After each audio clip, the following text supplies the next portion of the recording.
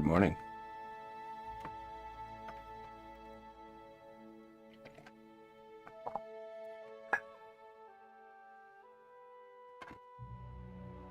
I'm to work on Alduin, the dragon. Hope everybody had a great weekend. Mine was fantastic. Hey, that's wonderful to hear, Peter. Glad to have you on board, my friend. What else we got in here? Mr. Bandito, good morning. Looney Lorna, Looper, Merrick.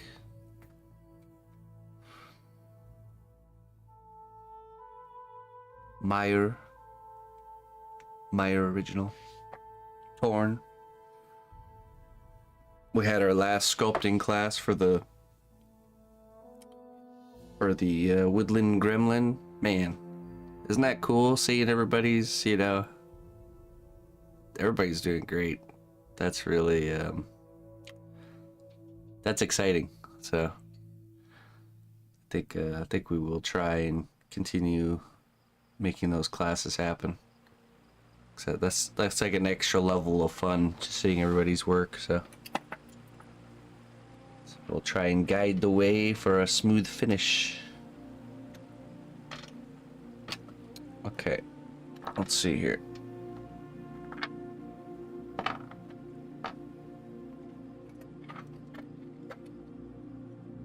I got 2 weeks to finish my my character.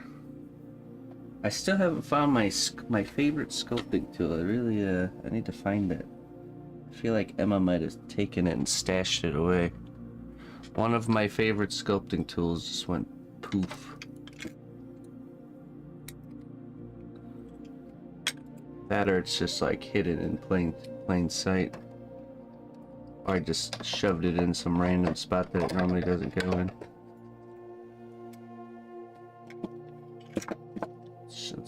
Let's check here.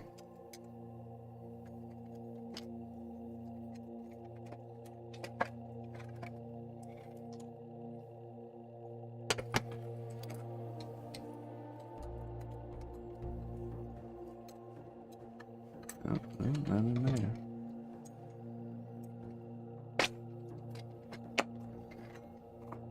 So unless it's like in this tool bin, but right in front of my face. I'm just not seeing it. Sure doesn't look that way. Yeah, it's not here. Well, I'd have to live without it.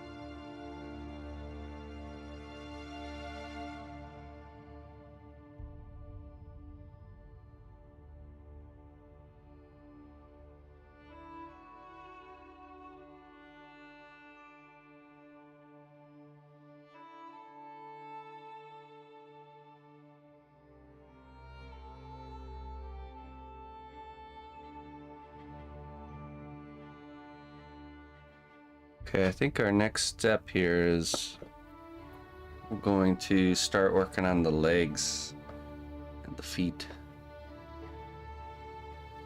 The last thing we did was this underbelly chest region. which looks good.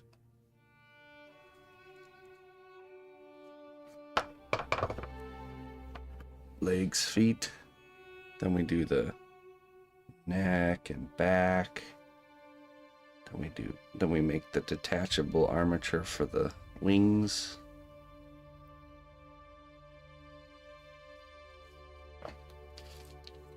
Leg day, okay. But it's been hard. It's been not easy to find good reference of the legs.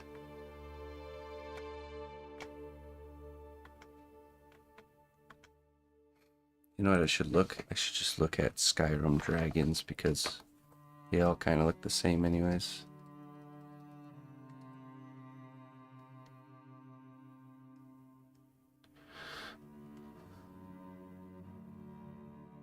There you go, Looney Lorna. Good morning, Toadstool. Good morning, Ghoul. Skyrim dragon.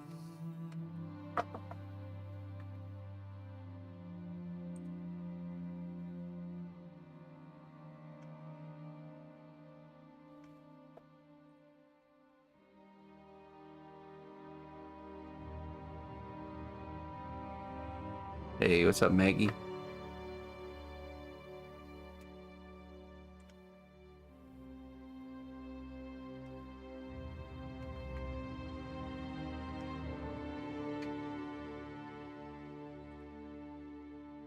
Yeah, that's the one I have. It's not easy to see, like, certain parts of it.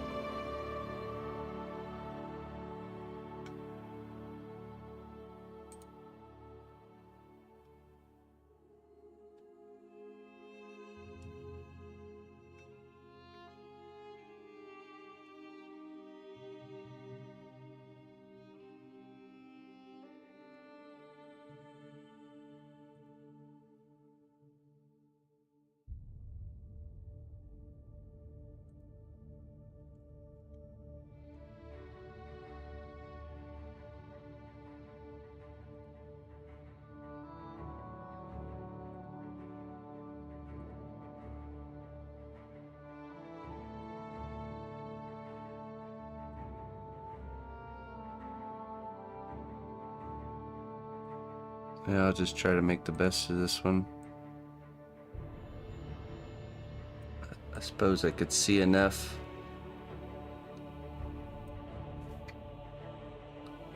Yeah, I'll fill in the blanks.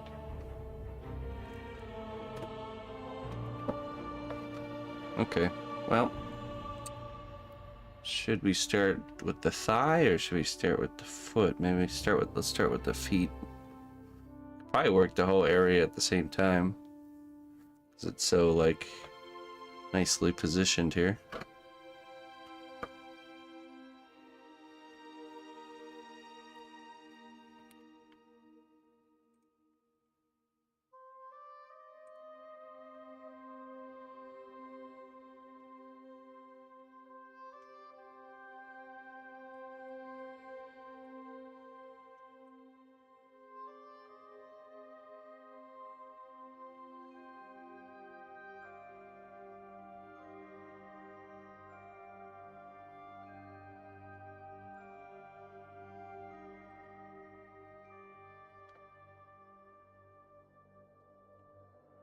Start by glue.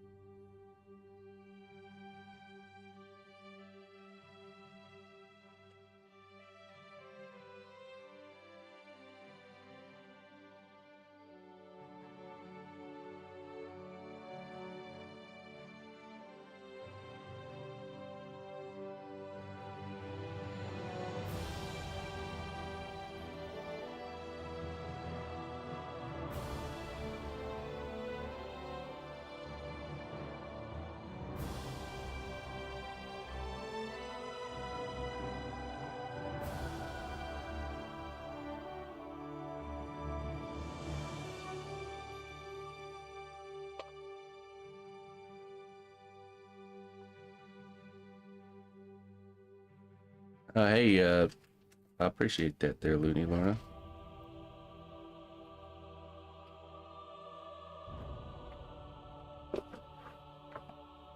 Thank you very kindly.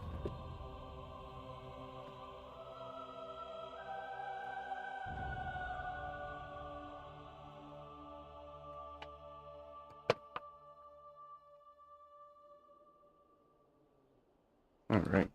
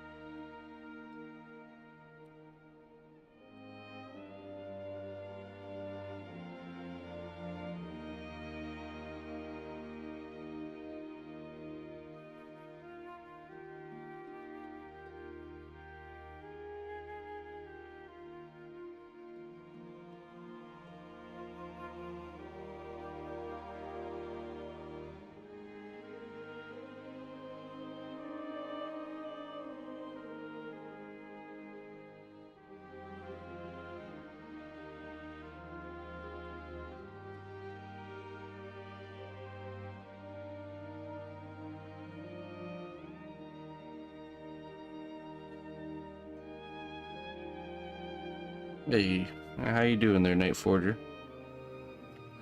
Welcome back to the kingdom.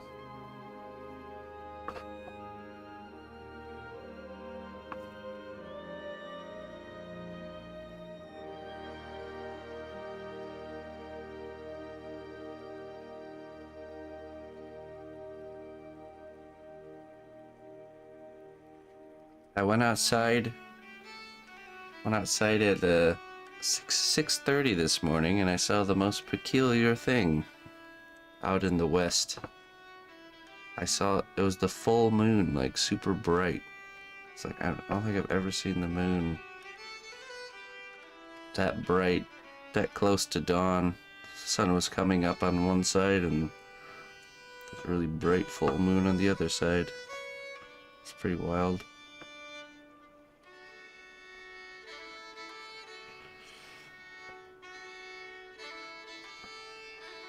Good morning. How you doing, Colleen?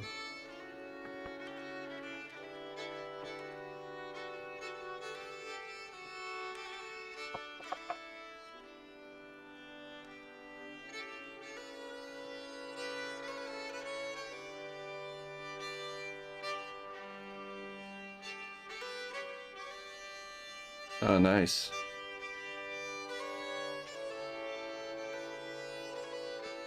I don't know.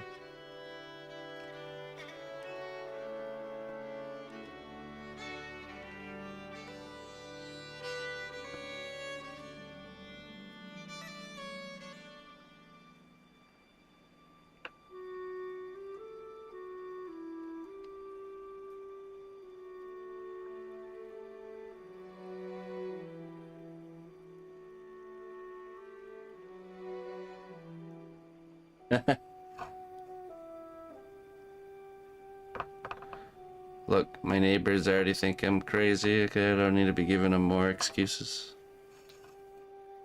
by howling at the moon at 6:30 in the morning.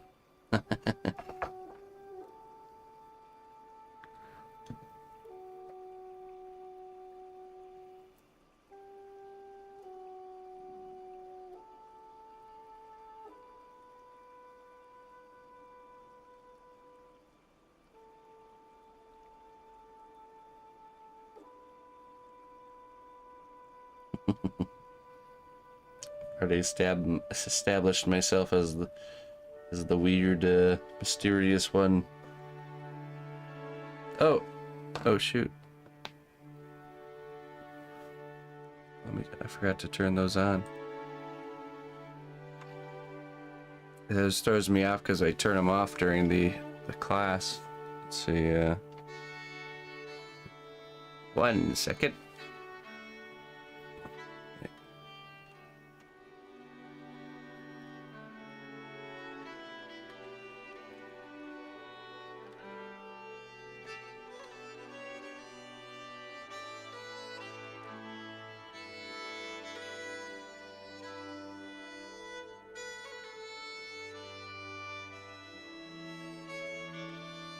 Let me fix that really quick.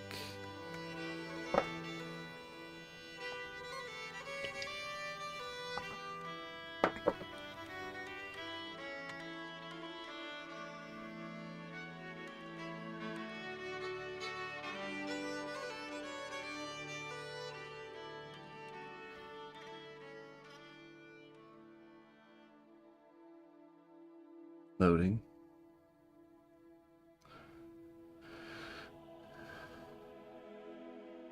The worm moon. Yeah, I saw a giant worm coming out of it. I knew it.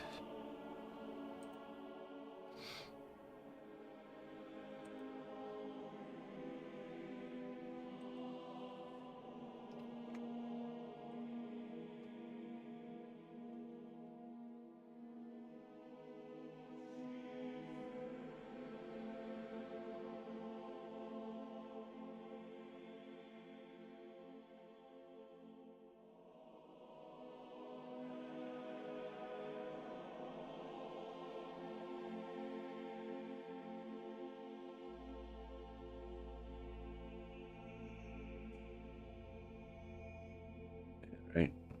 Okay. Should be good now. Let's see. I'll just manually ping it. Oh, this could be bad. I don't think I didn't do the I didn't cache these before stream started. Let's see here. Good day, dear friend. Your contribution to the growth of our kingdom is invaluable. Thank you for your devotion. All right. Eric rules. Thank you very much for the support.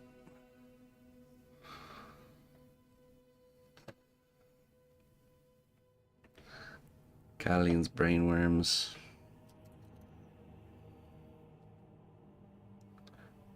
Let's get you a wisdom there, Eric. Thanks for sticking with me for so very long. Oh! How are we doing on our number, by the way? Or the Partner Plus? You have a natural talent for bringing people together. Keep your social circle diverse and inclusive. 302. Hey, we did it. I knew it. We made it. We made it. He made it. He made it. Oh, man. Good job, Bastion.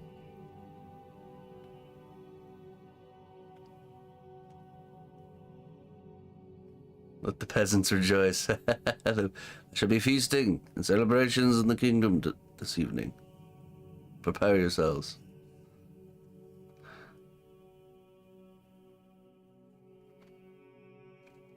Oh, what else was I going to check? I was going to check something. No. Let's get back to it.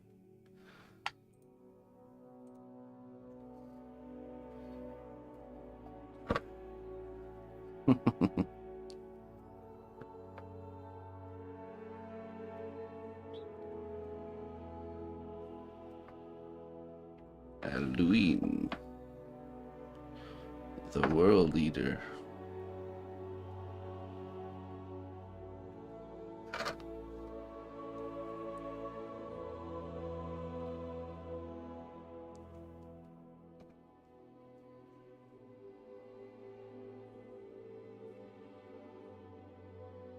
Oh yeah, that's what I was gonna check. Yeah, thank you so much there, Looney Lorna, for chipping in again for the car fund, getting us mobile again. I appreciate that.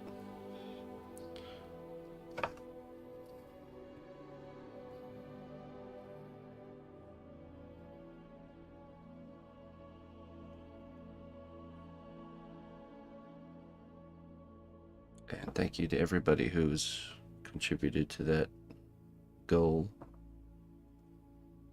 Feels good to have backup.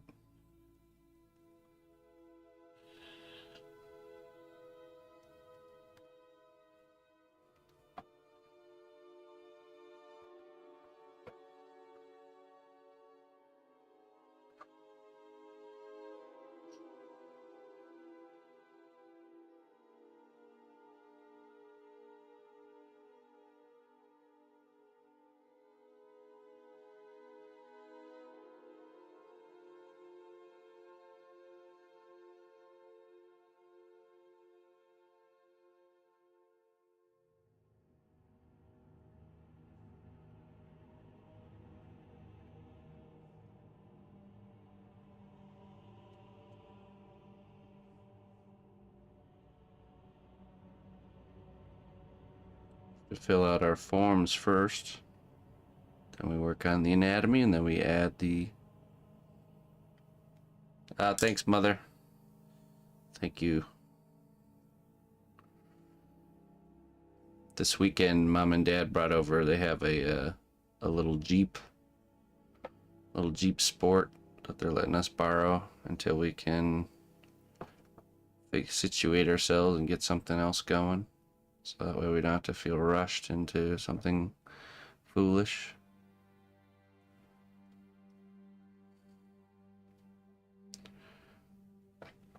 It's a big sigh of relief, for sure.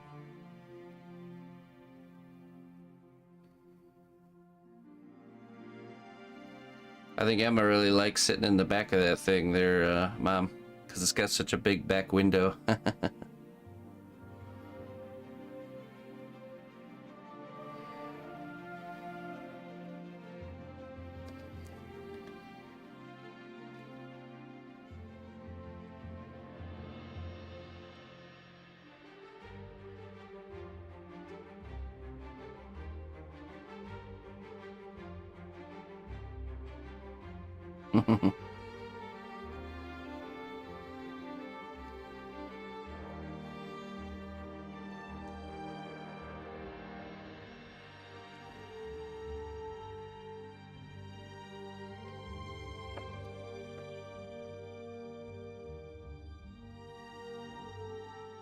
I certainly got a real winner, that's for sure, Looper. Or Looney Lorna, sorry.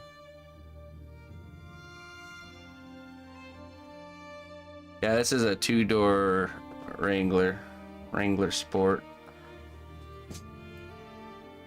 I wouldn't mind looking for a four-door Jeep once we do get the funds together. I told Ina about the Jeep cult that we joined by driving around on the Jeep, and literally right after I told her, there's a guy pulled up next to us and like intentionally looked over and waved. Yeah, exactly. Like literally right after I told her about it. It was perfect. I was like, oh, by the way, babe, we're part of a cult now, driving around in this.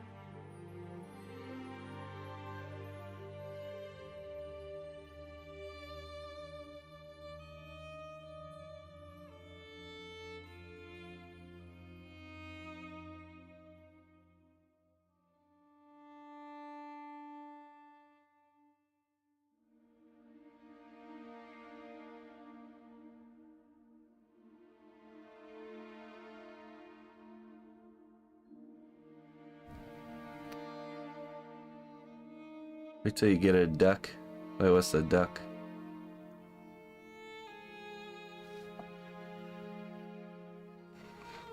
I think she's starting the paint job on him this week. And Thea's looking pretty good. It's her mission.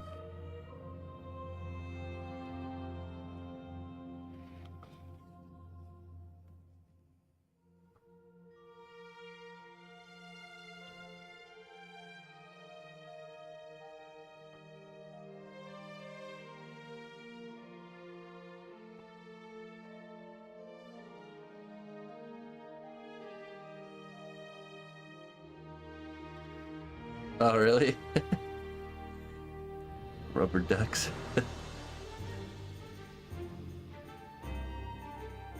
I always wondered that. I always seen people, some people have like a bunch of rubber ducks on their dashboard.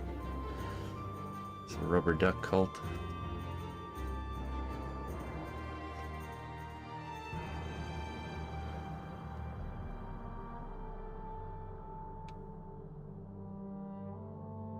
Soft top, yeah. This one's a hard top, so it should be good. Should be good.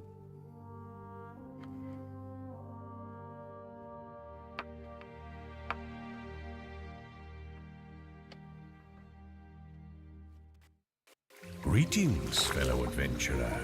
We've got everything you need to rest and refuel. Mr. Greg, thank you for the 10 months, my friend. Thank you very, very much. Hey, sorry again about yesterday. I've just realized that Sunday evenings are just not, it's just not going to work out, so. Well, if we do it earlier, we'll be good. I know it. It's just you get down to the evening and it's like, oh boy. So. We shall begin at 9 a.m. next Sunday. Appreciate it, man. Thanks for your support. Let's get you some wisdom.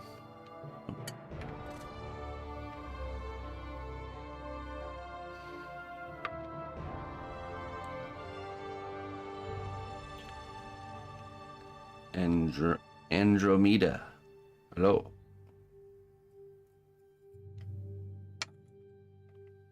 CST. Yeah. So the next 2 weeks I don't have class. The normal, the big class, so we can take that time slot for the next 2 weeks. Then we'll have to shift it down till like noon when the first class ends. We just go start ours after that. I think that works good. Spring break, yeah, exactly. The joy that we seek is not in the absence of darkness, but in the knowledge that there's always a way towards the light. Indeed.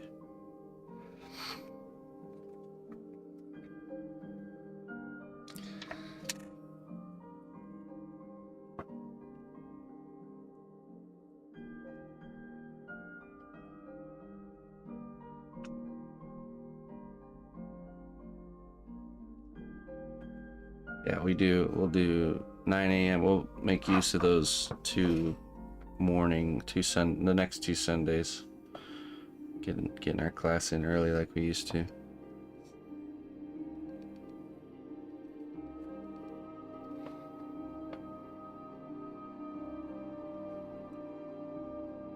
And then after that, we'll start our class after the big class ends, which I think usually it's around noonish, 11:30 or noon. That should work out much better.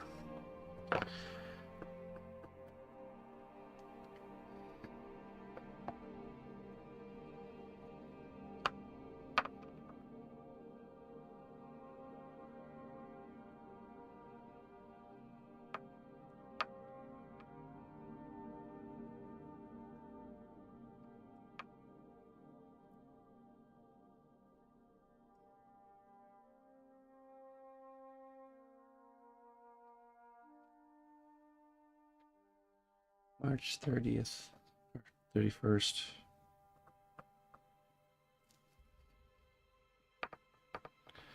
Oh, so that's interesting. So for our European viewing friends, the schedule shifts by an hour for like a month where they catch back on.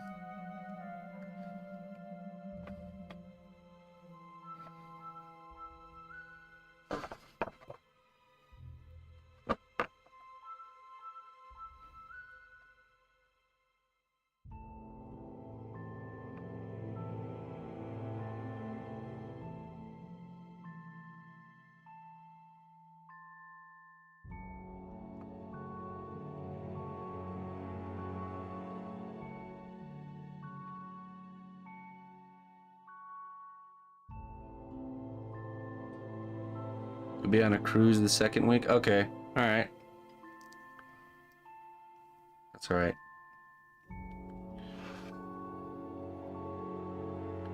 At least we can do next week and get our sketches locked in. That way we know what we're looking at.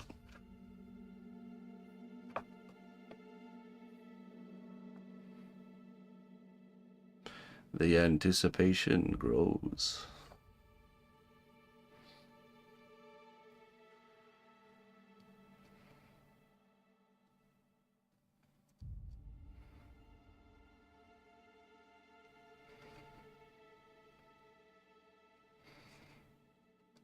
What kind of cruise are you going on?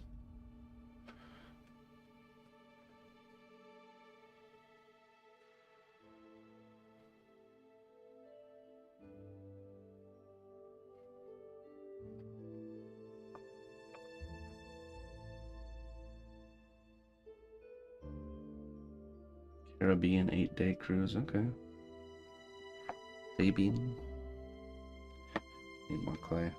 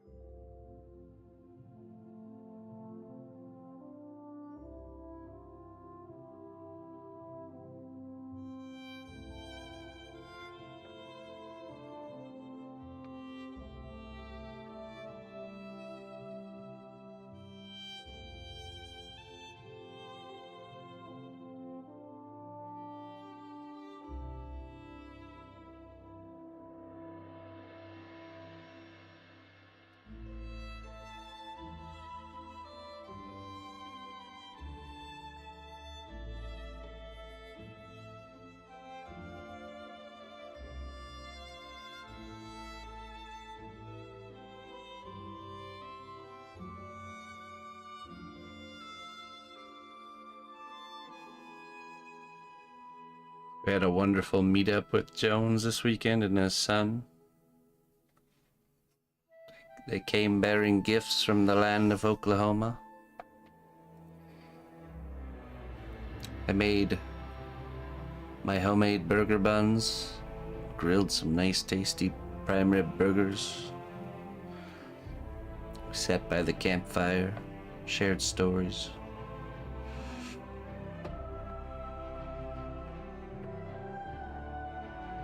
Oh, one of the gifts he gave me was my own original piece of artwork made by Mr. Justin Gerard.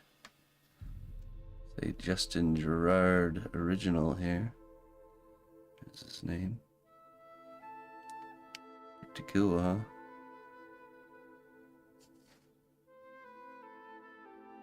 If you guys don't know Justin Gerard, you should definitely follow him here on Twitch. He streams his work. Quite a fan of his stuff. Houston, Mr. Houston. Houston Gerard.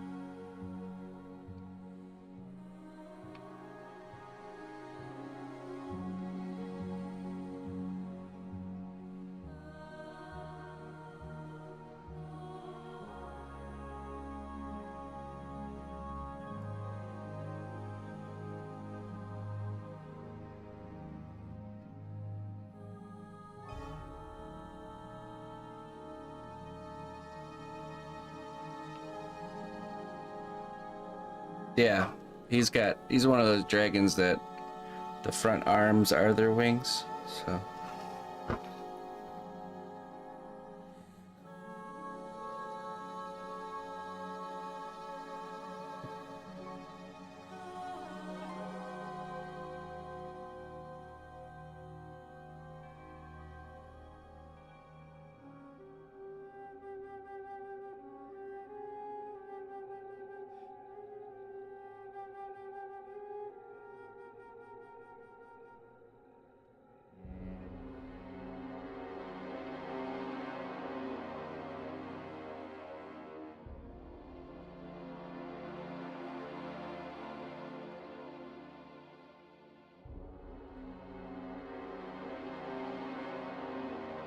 Not too big of a fan of dragons that have wings plus T-Rex arms.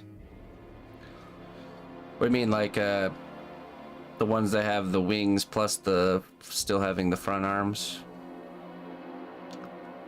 Or are you talking about this style dragon where... Okay, yeah. This type of dragon's like how a bat is, you know, where they have legs and then they have,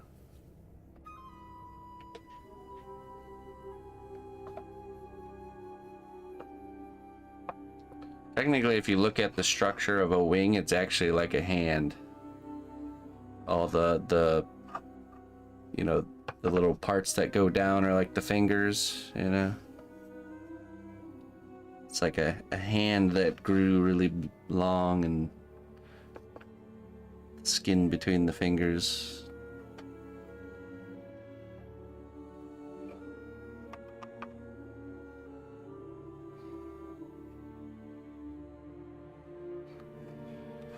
Who are you?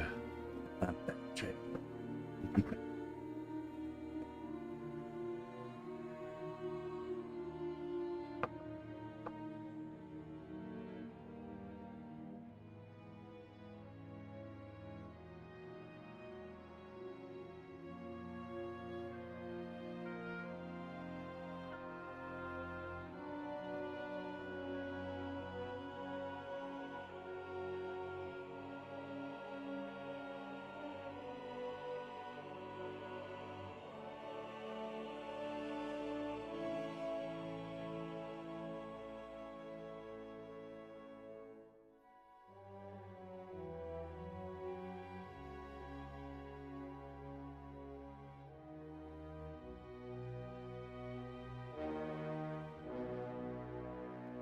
Alright, World of Warcraft nostalgia in with these World of Warcraft soundtracks.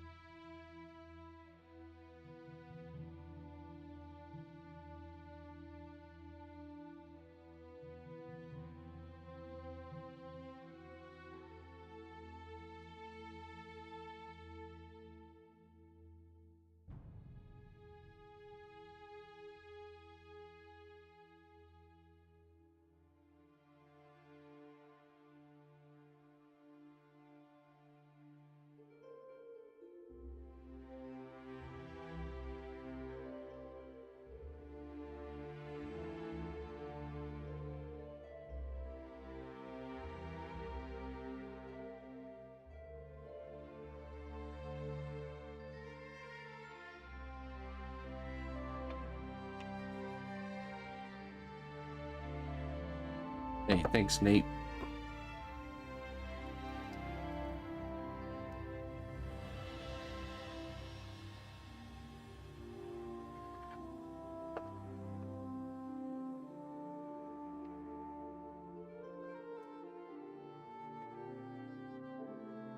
Hey, Dose. How you doing?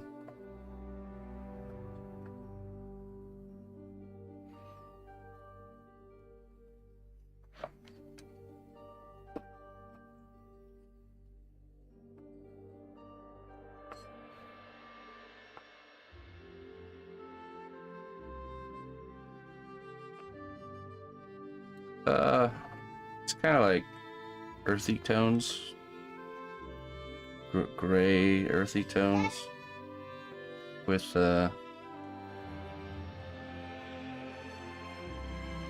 red. The skin color is red, I think, reddish. Huh? What? Oh. Oh, okay. Princess, Yes. I'm gonna go to Daddy after that. Okay.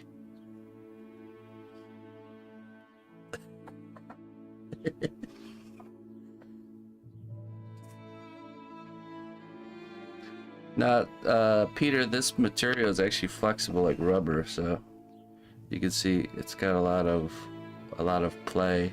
You know, you can bend all these.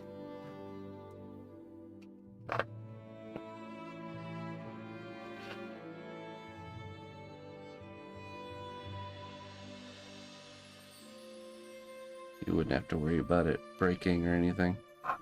It's like a hard rubber, this material, once it's cured.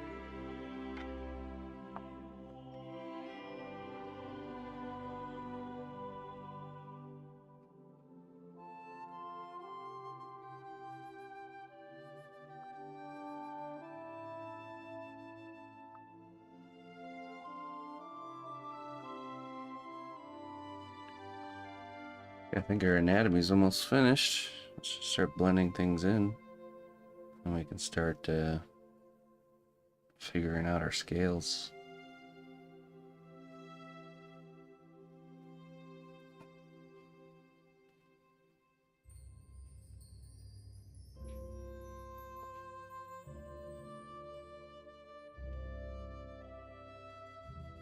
Hey, what's up, J4? How you doing? Good day to you, my friend.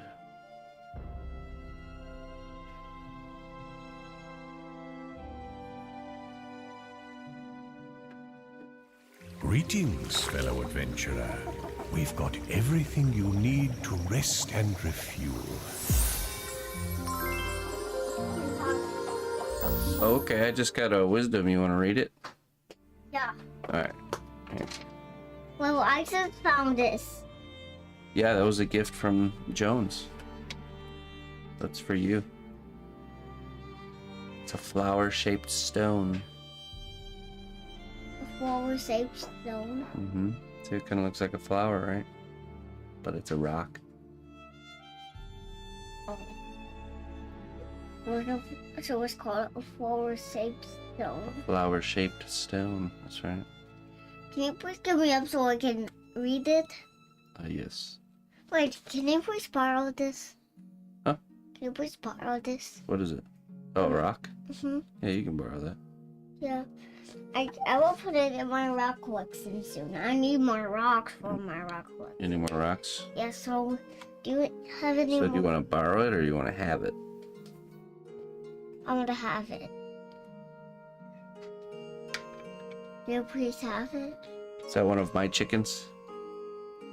I actually don't have chickens. I really like to, though, at some point. You All right, you can read the wisdom, but you can't sculpt today. Okay. Okay. All right.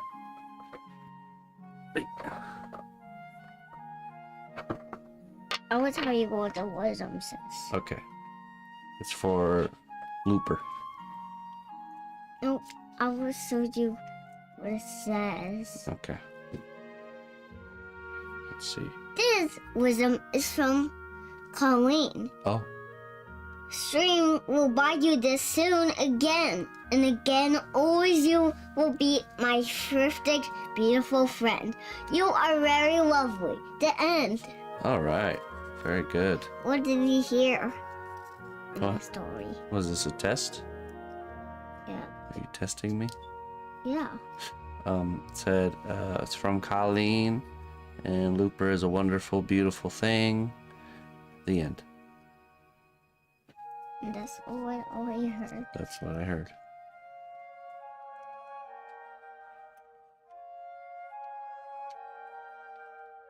You want to take your rock and get out of here? So Daddy can keep working? Hey, What? no sculpting. Just reading the wisdom. Maybe tomorrow. You can sculpt with me This is a tomorrow. little thing. Huh? This is a little thing. No. No This deal. is gonna help you with a little bit dots. No. And this. Alright, a little thing, but we're not gonna bake it, okay? Okay. Just gonna practice. Do this go with Dang. me? She got me. You want to go with me? No. I have to sculpt this dragon leg. That's dragon leg. Yeah, I'm making his leg today. Whoa, he's so big. Uh-huh. Is he eating me? He's eating the world. He is the world eater. But I think the good guys will beat him. Okay. Dragon hunters.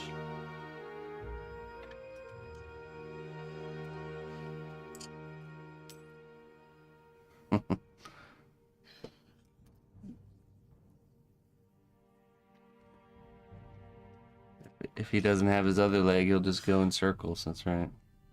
Let's go in circles. Yeah, he needs 2 legs to go straight. 2 more legs. Not just 2 legs. It's 2 legs, and then these will be his arms. That will be the wings. Arm wings. Like a butterfly.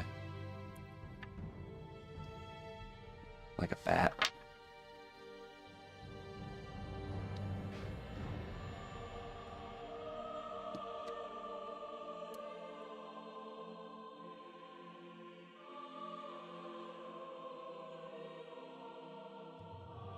Did you happen to take a metal tool from my workshop by chance? Yeah. You did? Ah. Look at him. Ah. So where'd you put that metal tool that you borrowed? Did you take it out of the Did you take it out of the workshop? Yeah. Yeah. Where is it? Wait. Is it in your workshop? No, I have it in my hand. No, no, I'm not talking about that. I'm talking about before, like a couple days ago. Don't remember? Probably not. I think I remember. Always in my toy oven. Your toy oven? Mhm. The metal tools in the toy oven? No, the metal toys, the metal tools, and the Play-Doh basket, and in the sides of my workshop. Oh, okay, cool. I really need that. Did you borrow it? No, those was mine. That was yours? Yeah, Oh, that's how he worked. See, oh. that's why he's so strange. I see. See the 2 eyes and the mouth? A little grumpy Gus. Hi, little guy. Alright, here, take your rock. Go on and get out of here. You have yep, grab your rocks. We'll see you later. Bye-bye. Bye-bye. Never says bye. Never says bye. But she did take my tool. Alright, well, I need to get coffee anyways, and I'm gonna go check her Play-Doh basket. There might be some truth in that. She seemed pretty quick to answer. I'll be right back.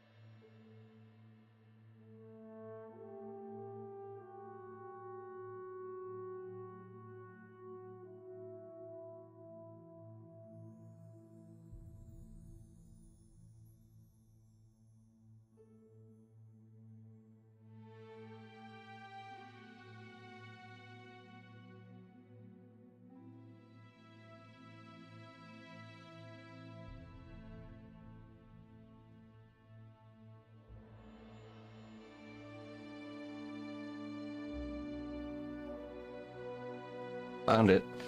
I was rummaging around in Emma's toolbox with the Play-Doh tools, and the missus says, she reaches over and says, "Here, you can just use this one in the meantime till you find your other one," and puts it on the counter, and I'm like, well, this is the one. Somehow I must have brought it out there to her desk and then left it there, and she just assumed it was one of the ones she was using, and then just put it in her tool jar. So that's why I didn't know. I was like, that's the one. Now we know.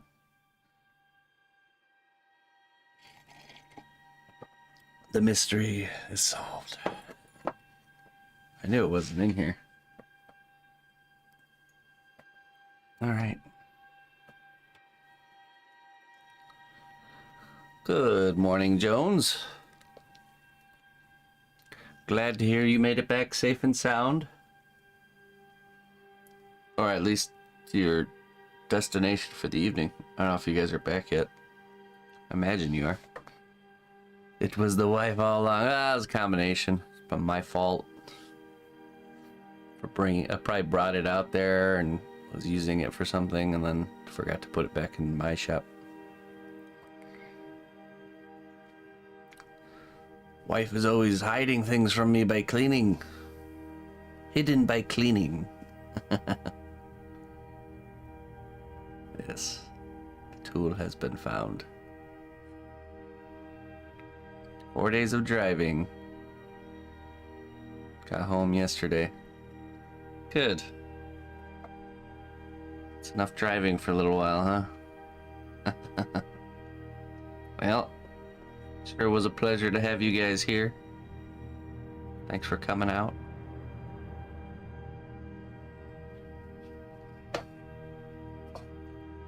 I showed my my Justin Gerard original on stream, telling everybody about it. It's a bit hard to see from there on. There it is.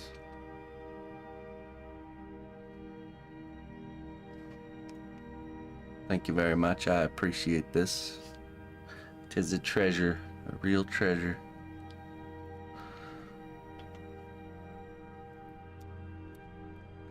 Hey, what's up, Sarah? How you feeling, man?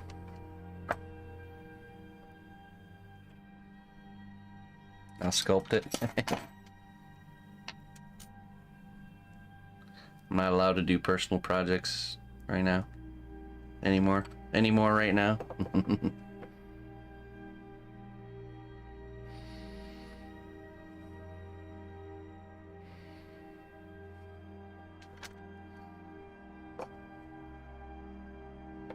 Awesome. Yeah, it's like most things, like first week, first couple days is the worst, and then on the road to improvement.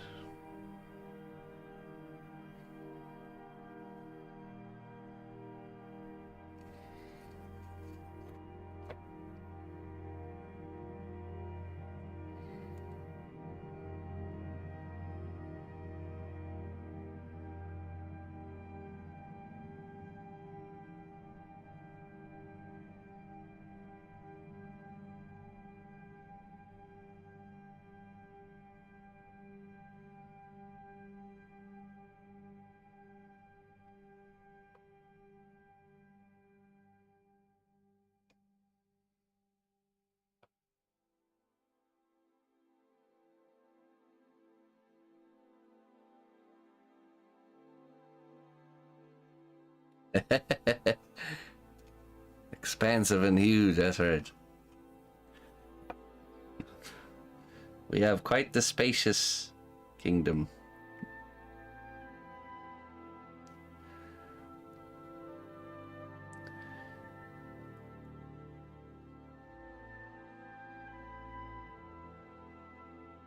Miles and miles of wide open terrain to explore.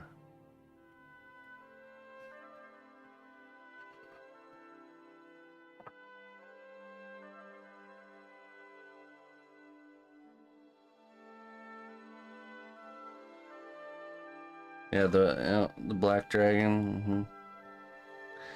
It's always interesting to hear people's reaction to things in real life compared to through the screen. So.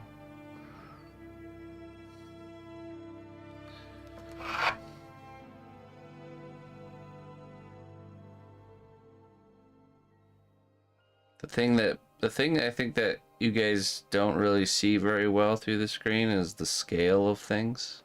I think everything sculpture-wise looks smaller than it actually is. That seems to be a common reaction.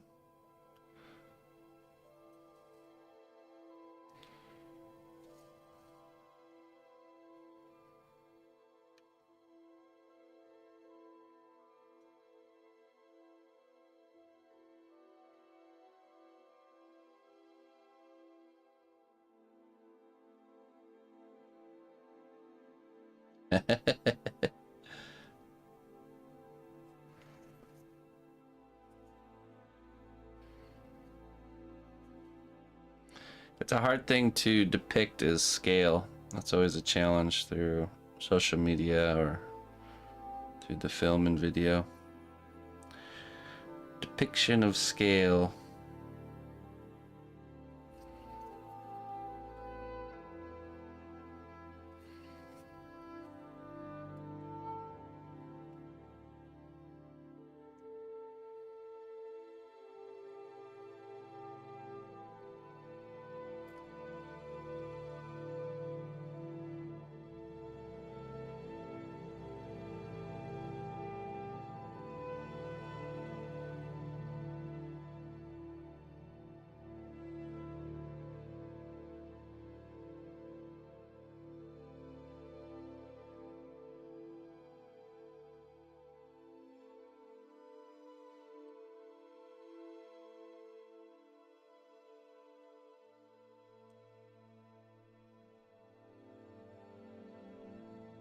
Thanks. Oh yeah. Got some great details, Red.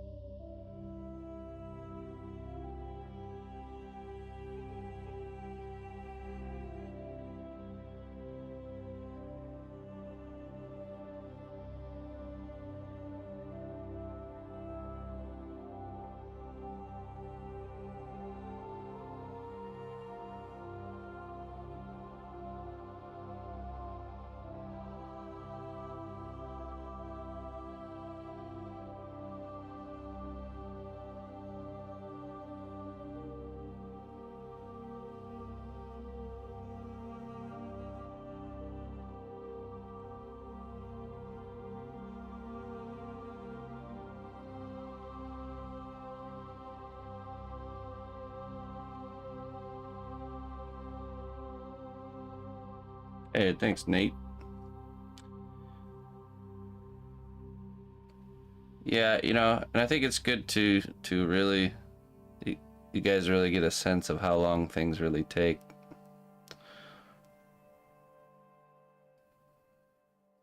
Which I hope is encouraging, because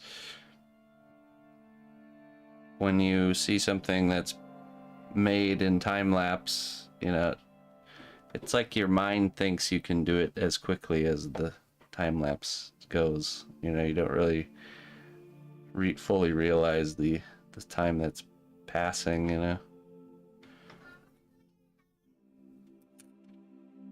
So then you get into your own project and you get discouraged when things are taking a long time. Like, where's the time lapse button? That's not how it is, my friend. The time lapse button is once you can get into a flow state. That's the real time lapse button. You have to unlock the flow state.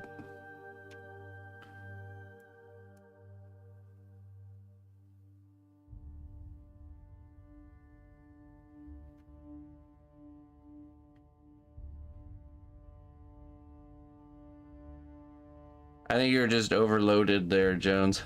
there's just so much to look at.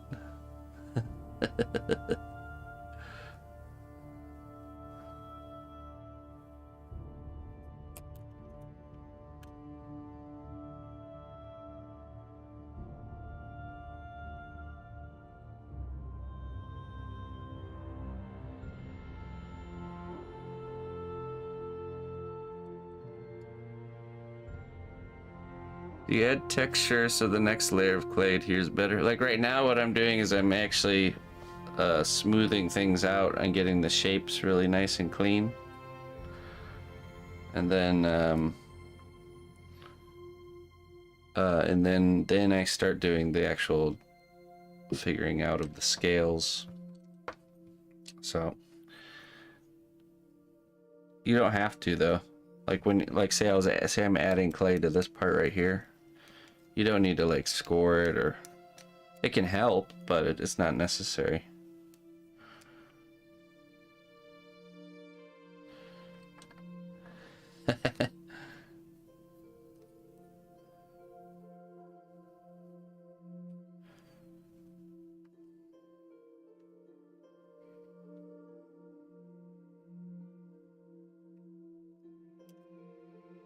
Jones has ascended to the handful of people that have seen beyond the veil.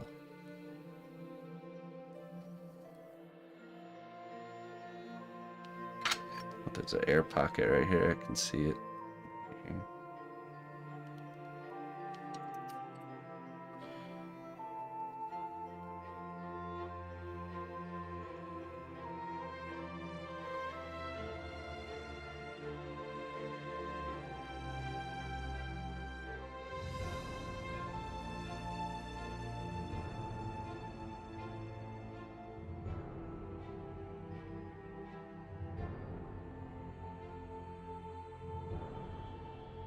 Hey, what's up, Corvic?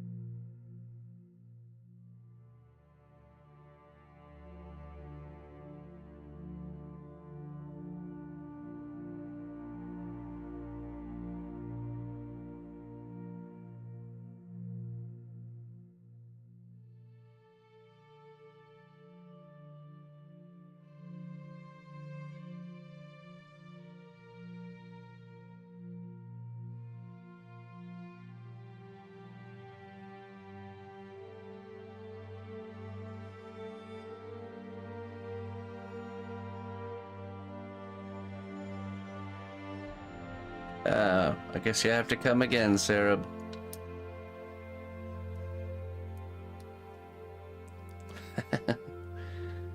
We joked about going live with the stream and just have Sarah pretend to be me and see how long it took people to realize it. Probably be like 3 hours into the stream, and then like Colleen would like casually walk in and then mention something. Like, oh, hey, cnotbusch, did you get a haircut or something? What's going on here? Wait a second. Yeah. Yeah. I got some extensions. Oh. Did we get rated? Oh, I don't have my... Ah, okay, hold on. That's what I'm missing, my activity feed.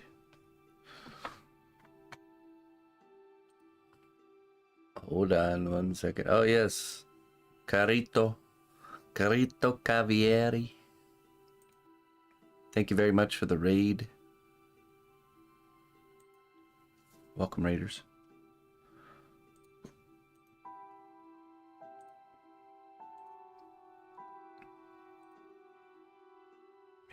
this here.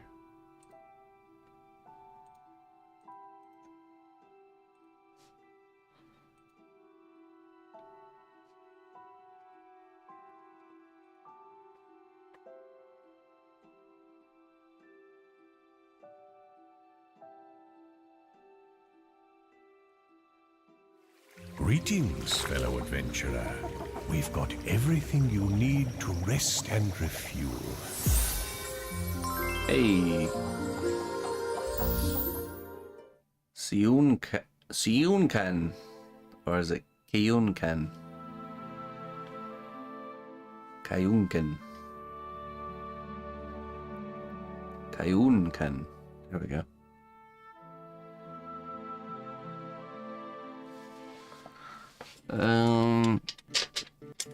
Listen, traveler.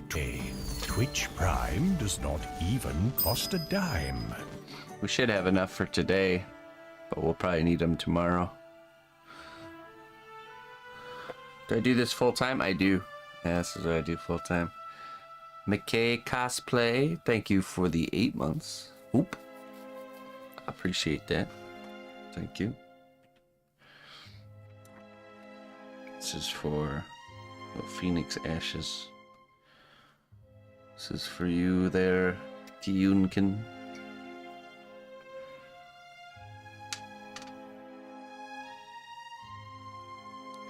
Yeah, I stream and sculpt full time. Your sense of humor is a gift that brings joy to those around you. Keep spreading laughter. Kiyunkin. There you go. There you are. Keep telling those jokes. I'm so glad. Hey, sorry about your face. Didn't get that one.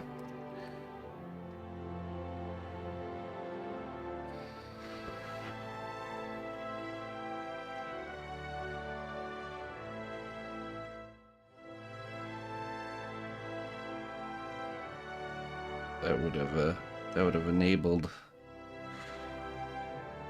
decades of bad behavior.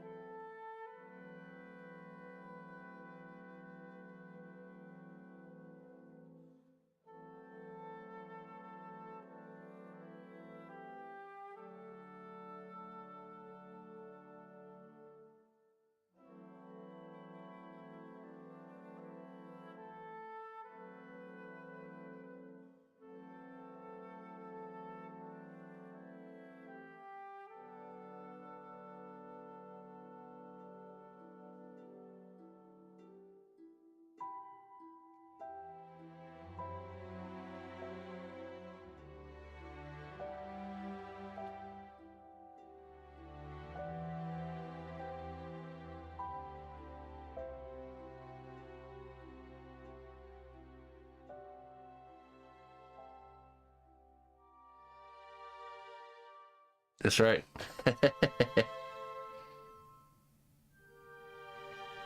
Little did he know I was trying to eternally trap him into the workshop as one of my objects. For if he puts on the wizard's camera, he becomes trapped, encapsulated into a decoration. Didn't work. He refused.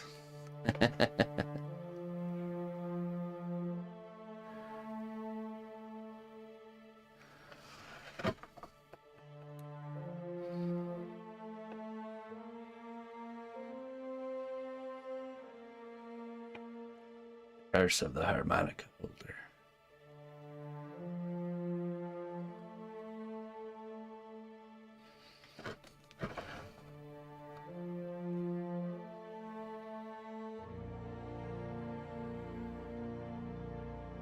That's right. Gardening zombies. It's the key to my gardening success.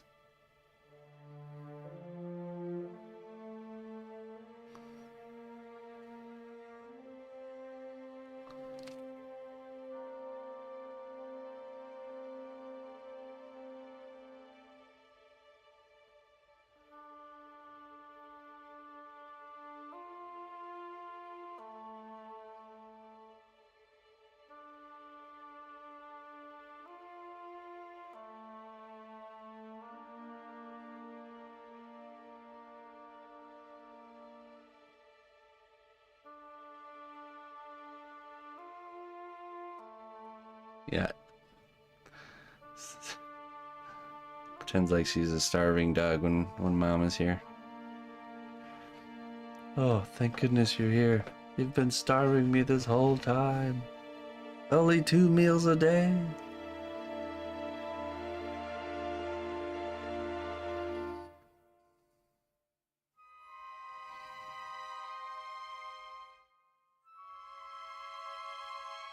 You didn't happen to bring a 3rd meal with you, did you?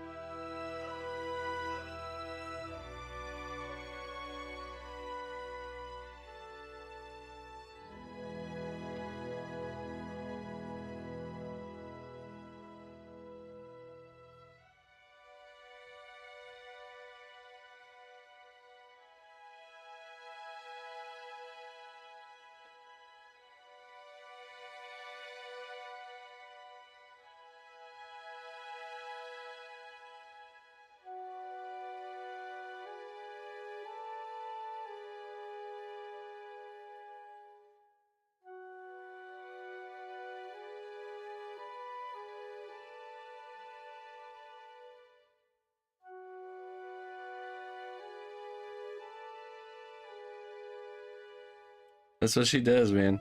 I think she feels more comfortable there because... Yeah, it's because she knows that's the only entrance to the backyard from her perspective. So it's just like she's guarding the entrance. Not only to make sure nothing comes in, but to make sure that I don't go out without her.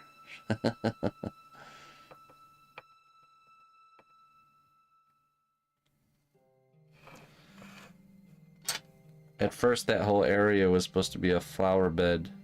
But Sadie kept posting up and setting up camp there, so we just turned it into a Sadie's dirt bed.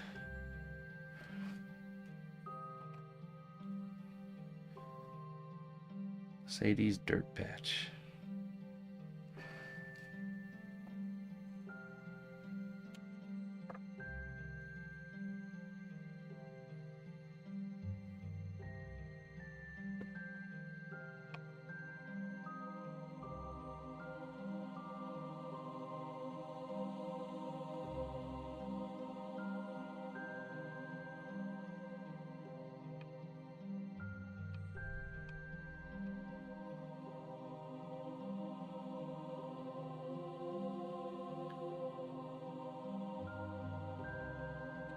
Joan's got an early look at the new Sadie area.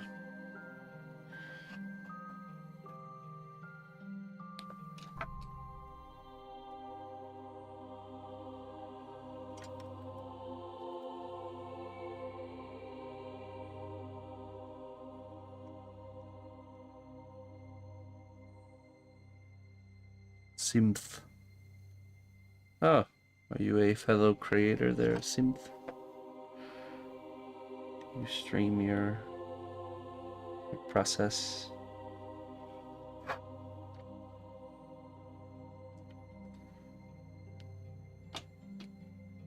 got disconnected immediately after I subbed. Hello again. Oh, welcome back. I don't know if I still have your wisdom.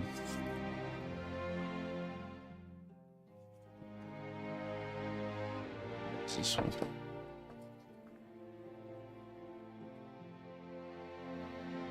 I don't know. It's gone.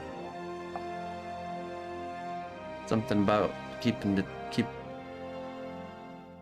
telling jokes and making people laugh around you. Something like that. Something like that.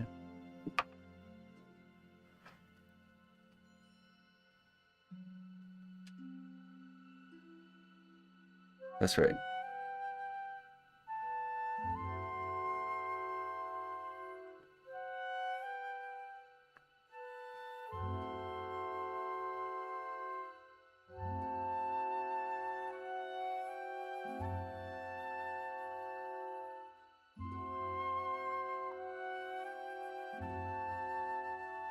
Oh.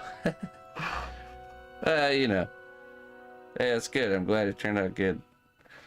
I made a sourdough bread for them to take, but I had to stray from the recipe because I didn't have... I ran out of spelt flour, which is a different kind of grain.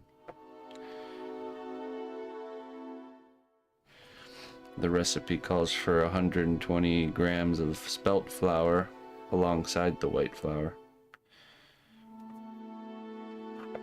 So I just substituted and just used white flour for the whole loaf. Good. Glad it turned out well. This is Alduin, the World Eater. He's the big bad guy in Skyrim. The big bad dragon. Bold move. I figured I couldn't go too wrong.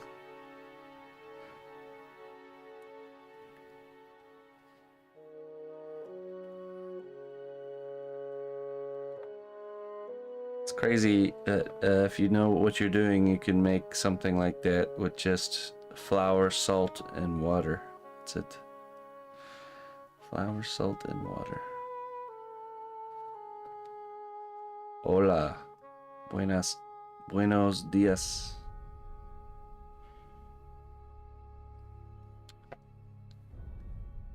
America.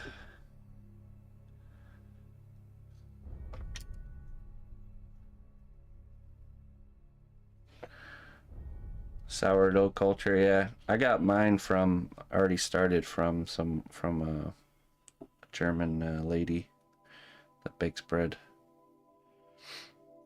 She's had hers for a long time, I think.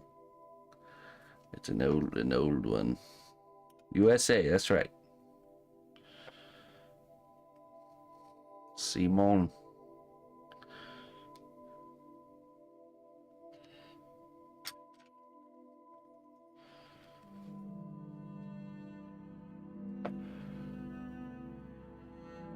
Yeah, you should just take them up on that there, Sarah.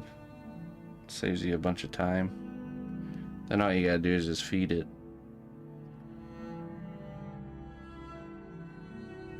Feed it some flour and some water. I like doing the one 1-1-1 method. So 1 part water, 1 part starter, 1 part flour. So, you know, usually it's around 120 or 150 grams.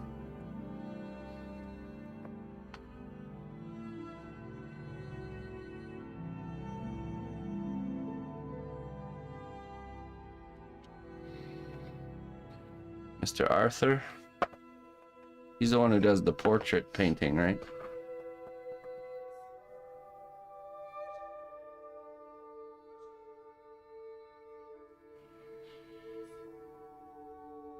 Oh, teaching and commissions.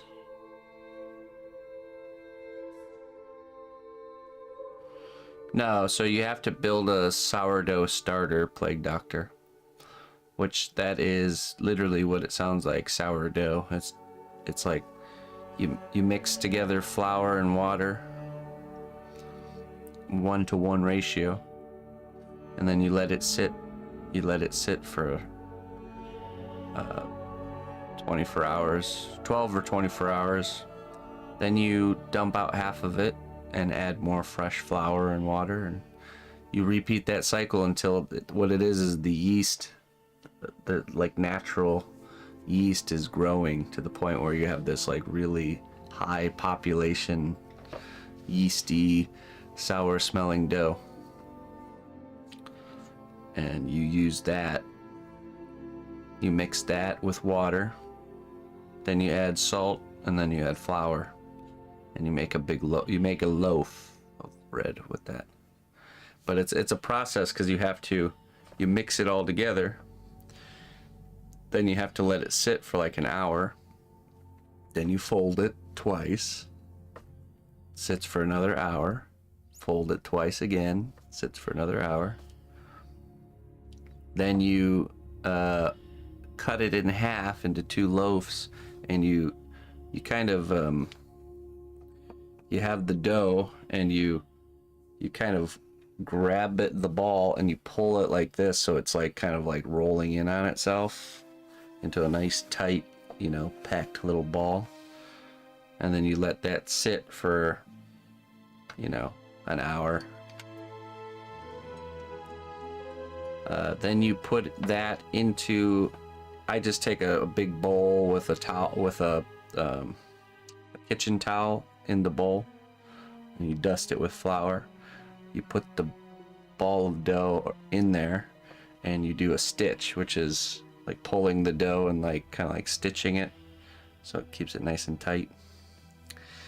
Then you put it in the fridge for up to 48 hours, 24 to 48 hours. Then you take it out, plop it on a wooden board, make your scores or your cuts, expansion cuts. Have the oven preheated with a Dutch oven in there, and then you just put it in for 32 minutes with the lid on, then 10 minutes with the lid off.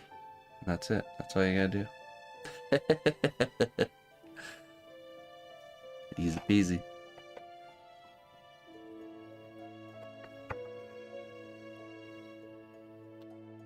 It's a process, but it's definitely worth it.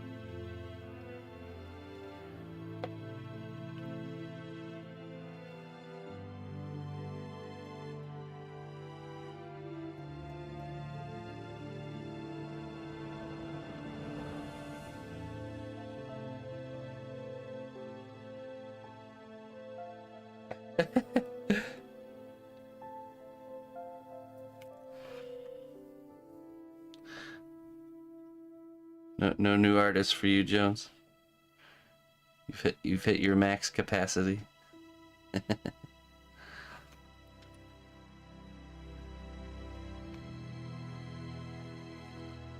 I don't make my clay now. I don't buy it either. I get it. Cost Clay is a material sponsor of the stream. They supply me with the clay I need.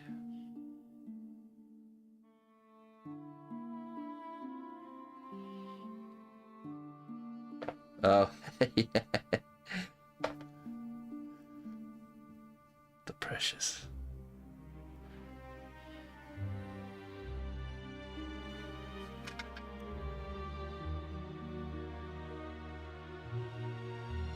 My process has been buying sourdough bread from the grocery store and it turning moldy before I finish eating it. Well, cut it in half when you get it next time and freeze the other half. Gotta freeze the bread.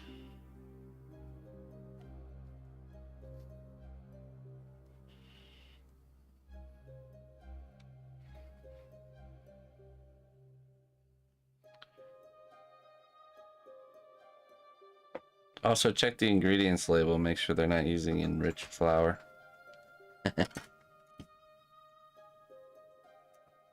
Oh. Put some, I got some leftover rations here. Cheese bread banana sample.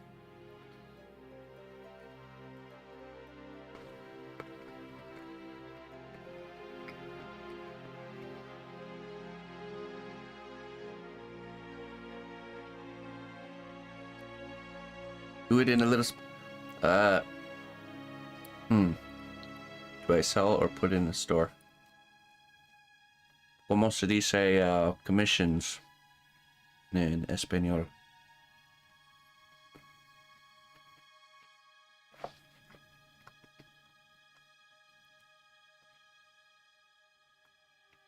Yo trabajo commissions.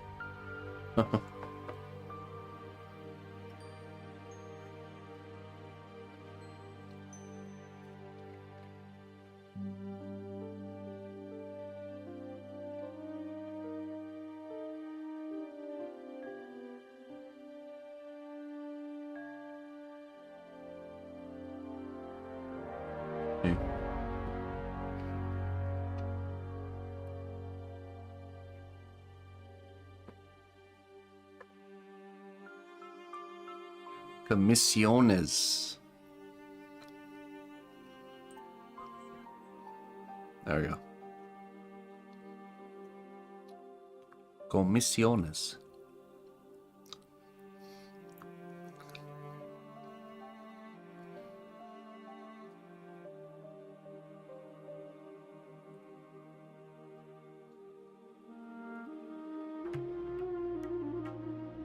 Encargos.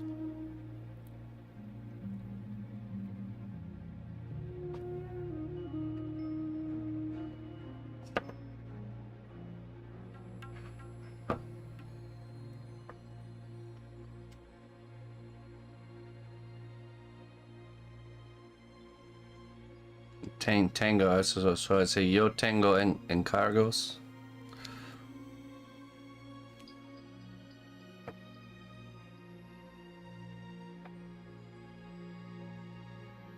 That be correct?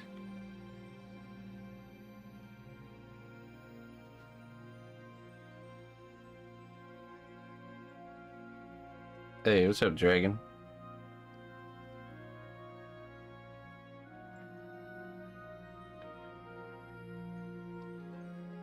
Not sure if you saw my question before. Are you okay if I do a sketch of you for my sculpting prompts? Yeah, sure.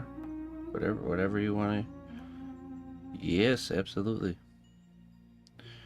Whatever you want to do.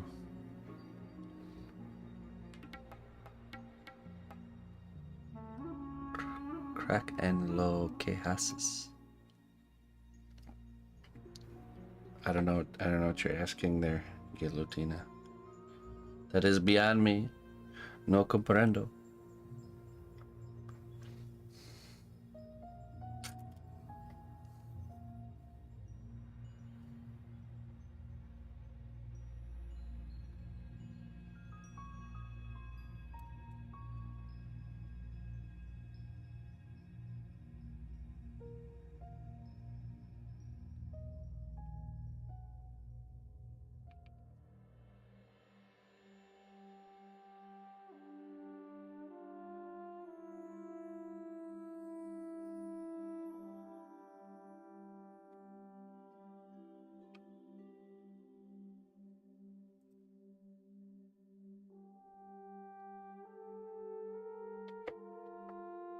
Yeah, she did a good job, Mello.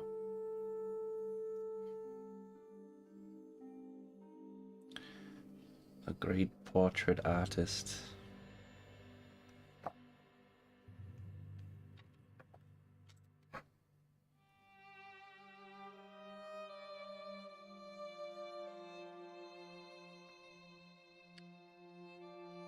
Crack is como decir idol.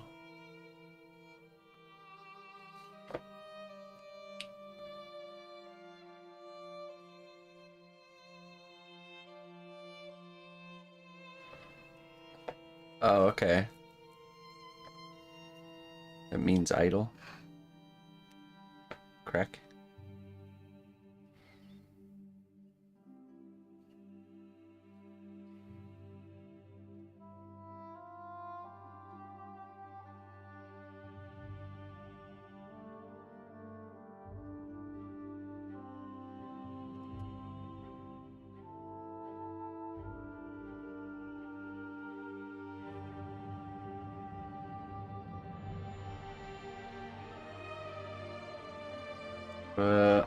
It's in here.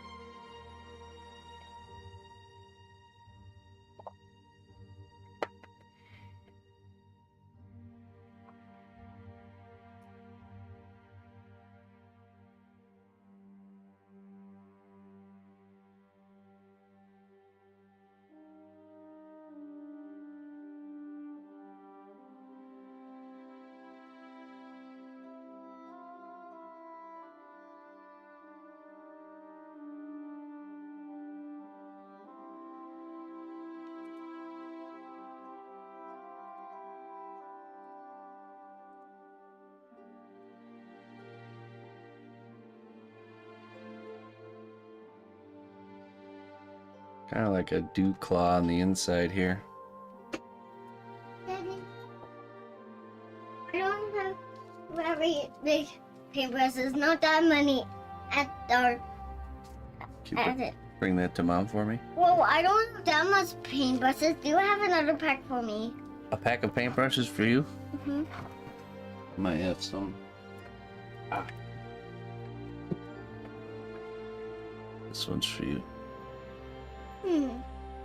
I was thinking a lot of a little bit more ones. You don't like that one?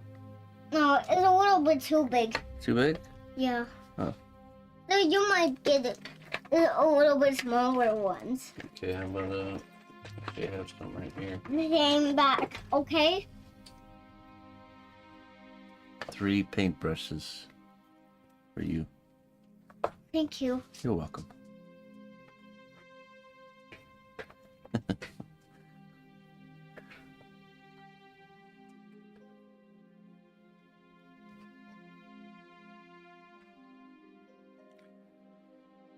Quick question, because I don't remember if you mentioned it yesterday. Are you planning on giving suggestions and criticism on the student work over the next 2 weeks or the next time? Daddy, I wanted to ask you something for a second. Sure. What do you have? What's your question? I want to talk about Sadie and Daisy. That's not asking. What do you want to ask? What's your question? My question is, no, I want to talk about You something. just want to talk about something? Let's talk about Sadie, Annie, and Daisy, and Lily. What about them?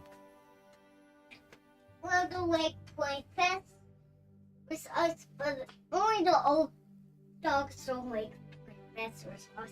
The old dogs don't like playing fetch with us? Yeah, I know. They don't even like catching away, roll the ball in their face. They don't like that. They don't like that? No. And I even don't want to snap them or something. They don't like that. Yeah, I don't like that. No. So I feel only like this pictures everybody. Really? Yeah, you know what place means? Place? Yeah, it means you can fetch and you can move this stuff around when you have tired things. You can get sweaty, and you always can get sweaty if you play around, Right. run around with your dogs. That's what. With your dogs? Yeah, and that's what. And that's what. What did I say again? If you climbing around and playing with your dogs, you can get sweaty. No. What? Daddy, What? what did I say on the beginning? That's what you were talking about. Daddy, What did I miss? you missed the part that I said what it means. What does it mean? I'm just learning. Give me a break. Okay. All right. So, on the beginning I said place. So Okay. that's what it means. Place. That's what place means. Place. Okay. So can dogs do place? Can dogs do place? Yeah. I don't know what it is. No. Good. I'm learning it. I needed to hear it again. That's what it takes to learn. I have to hear it again and again so I can remember it. Okay. All right. So if you climb around with your dogs and you to lie around and you to climb around and swim around and all the things you do makes you sweaty. You can get sweaty out practicing, running around, and then you can jump around and do your thing all day if you get sweaty. That's how you get sweaty, and that's what it means. That's what place means. Okay. So, can dogs do place? Dogs don't sweat. Dogs don't sweat? No. Only humans. So dogs cannot do that? They can't sweat. Why can they not sweat? They pant. The pant? You know when they breathe with their tongue out? Like that? Yeah. That's how dogs sweat. It's how dogs sweat. Yeah, but they don't sweat through their skin. Through their tongue. Their tongue. Yep. Daddy, I think you have some tools I need to practice to make. Second. I have what? Tools for me to practice making. Tools? Yeah. So, can I Oh, you want to borrow those? borrow what? Those pieces of wood? Wait, I need them to build something. Oh, you want for to have them? Yeah, to build something for Okay, you. you can have them. That's fine. Thank you. You're welcome. You want? So over the next 2 weeks, there won't be class, but I'm not gonna do any feedback until we come back to class. So that gives you guys 2 weeks to kind of push your pieces along as far as you can, and then we'll do like a big feedback round at the beginning of the next class, before we start the painting. So if there's something you really need feedback on, like you're having a hard time moving forward, just either at me or just DM me, give me a poke to let me know to take a look at it in the school group. If you're really getting hung up and you need feedback on something, then I'll just give you a little. I'll just send you a little voice recording. Me babbling about it. Well, you see this here right now, you gotta put that right over there and just put some lines, and then you're good to go. Just like that. Yeah, Jones is here on Saturday. Jones and Jones Jr.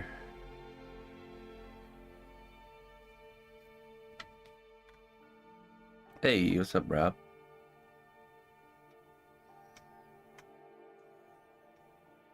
What's up, Gary? Good morning, Verdant. Sure I didn't miss anybody.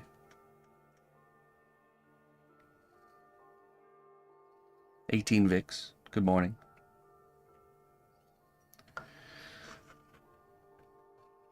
I think they're already back. I'll be able to see it from where I'm at. Not like the full eclipse where it's like completely dark, but it's gonna get dark. From where I'm at, I'll see the pretty much what it looks like. Close enough. I'm gonna go right outside and stare at it.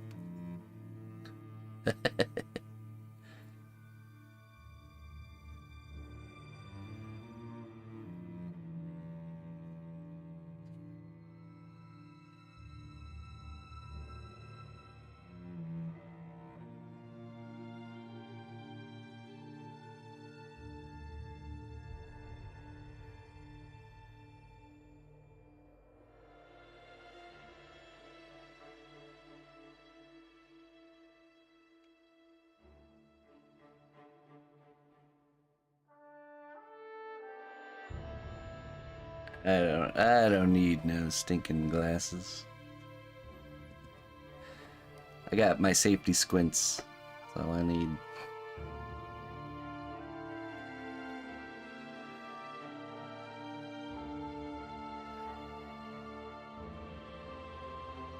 Oh, nice, Dragon.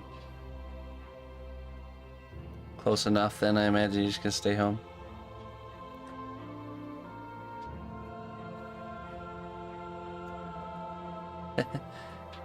Name one person that's ever gone blind looking at a full solar eclipse. Come on. Just name one.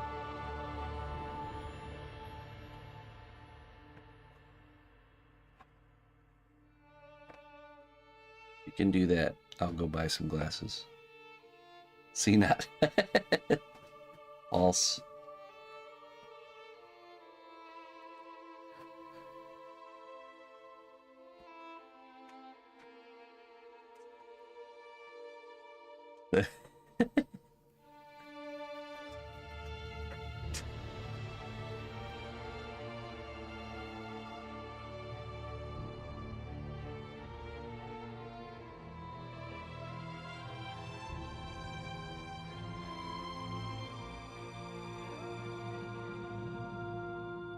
Just look away.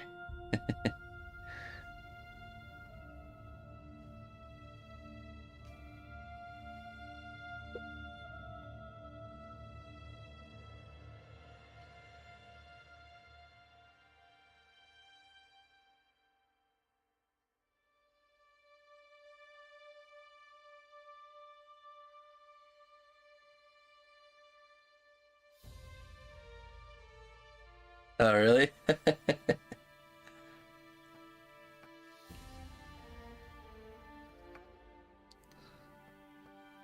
Burned into your vision.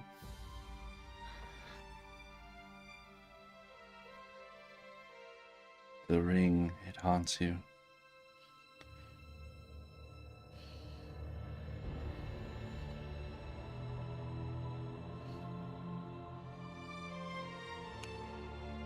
Yeah, schools are not. I think schools are out too.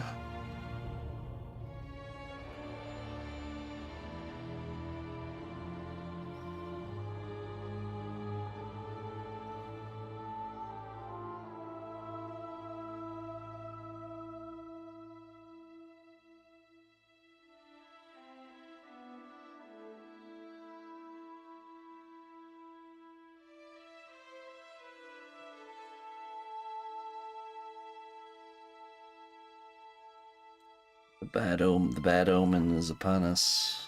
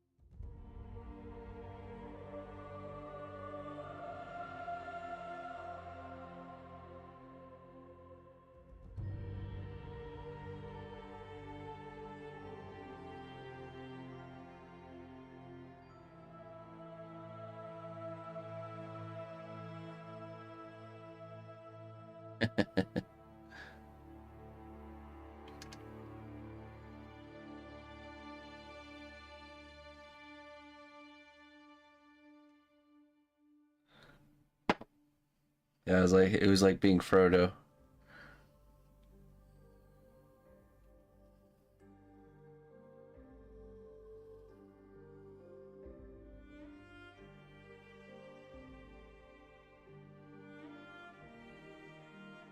See?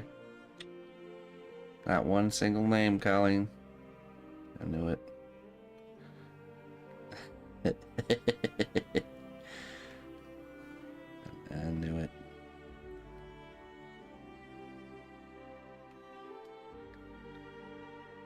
I mean, I'll have to at least look at it for a second without glasses.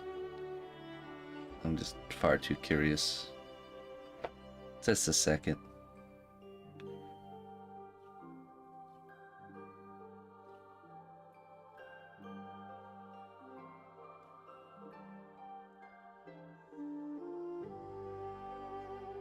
What about animals?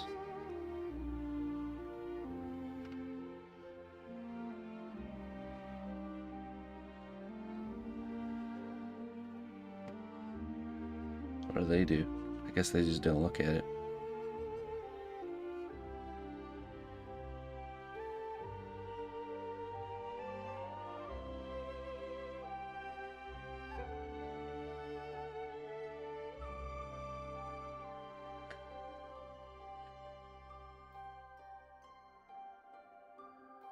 I don't know. Sadie barks at airplanes, so there's a chance. Sadie's too smart for her own good. She'll see the big airplanes going across the sky and just looking up right at them. I'm like, yeah, you tell him, Sadie. Tell him. These are protected airspaces of the cnotbusch Kingdom.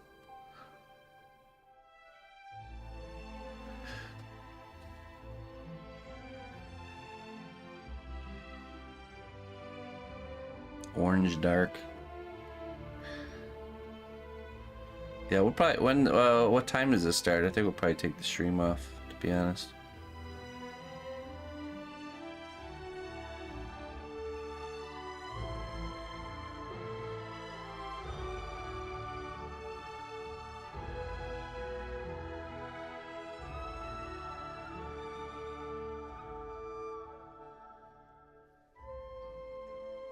I don't know, Plata. Have you been telling them?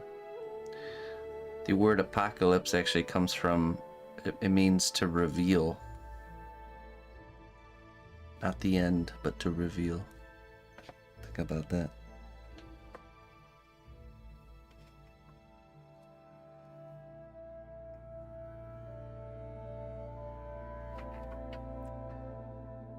I'm like in middle, kind of slightly northern. I'm in the Quad Cities, right on the Illinois-Iowa border, next to the old Mississippi River.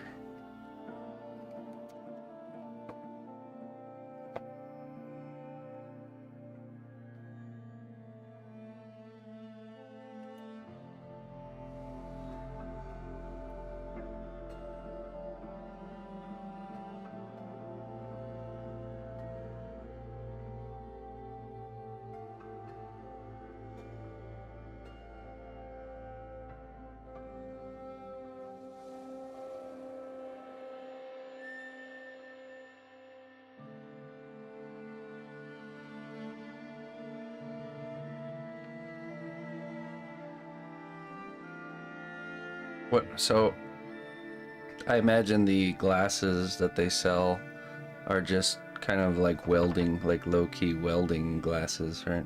Just like super shaded.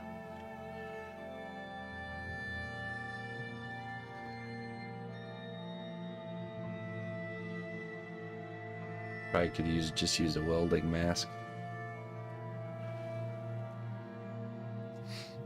Does anyone else remember the like kid welding mask that was always like the one you had to like hold with a handle that your dad would always give you?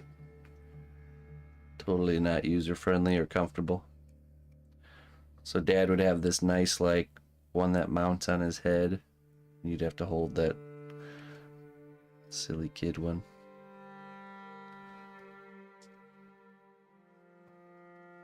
It's Mylar.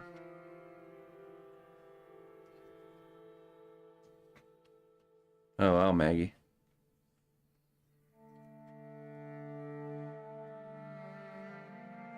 X-ray glasses from the Cracker Jack box.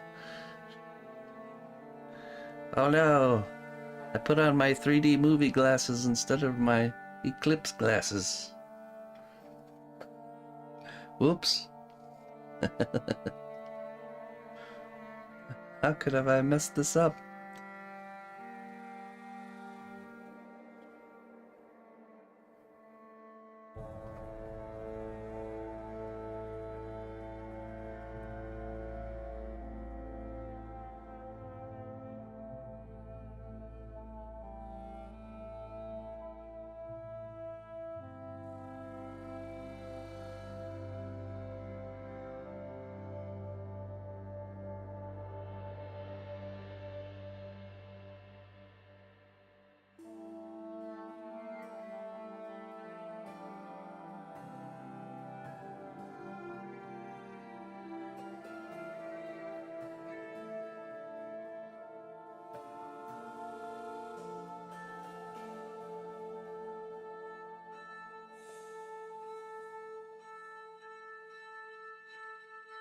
Oh, really? Yeah, see, that could be dangerous.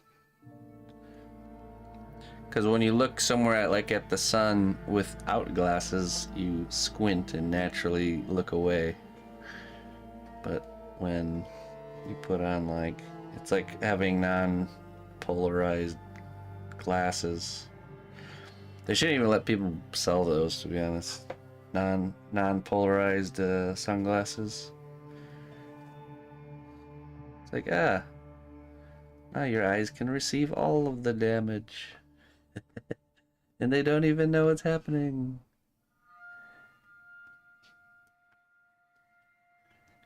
They're selling them at our grocery store, the glasses. Might even just be giving them away, I think.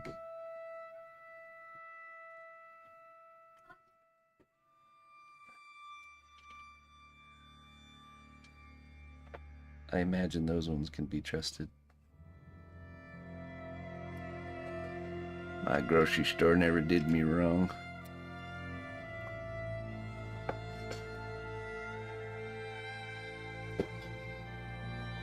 Head on over to the Hy-Vee.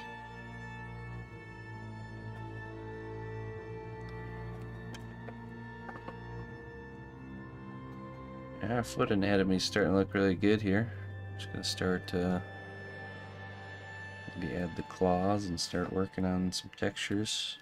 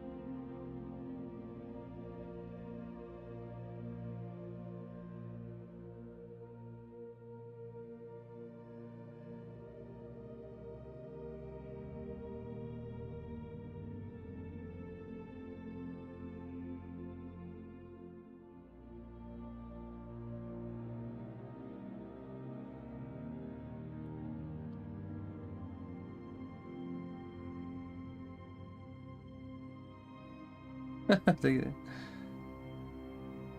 at that kid. That's the happiest eclipsing kid I've ever seen.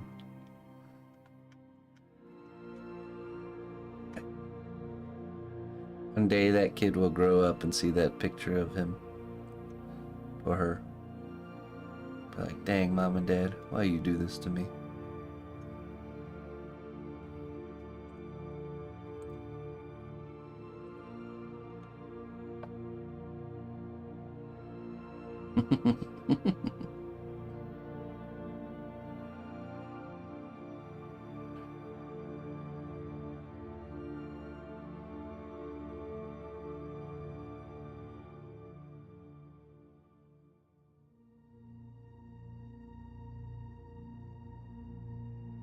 That's true.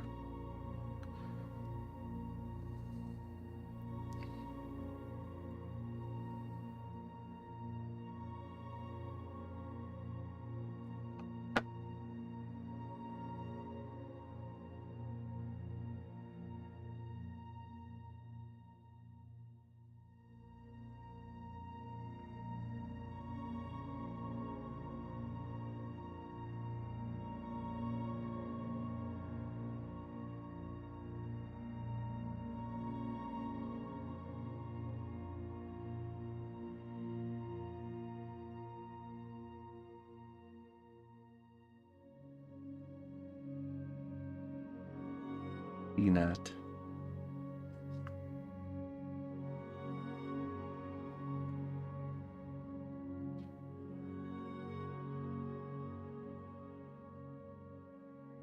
Looks like you'll be getting a new pair. Oh wait, is it even go? It's probably not even going by you. No, it's not. You don't even need it.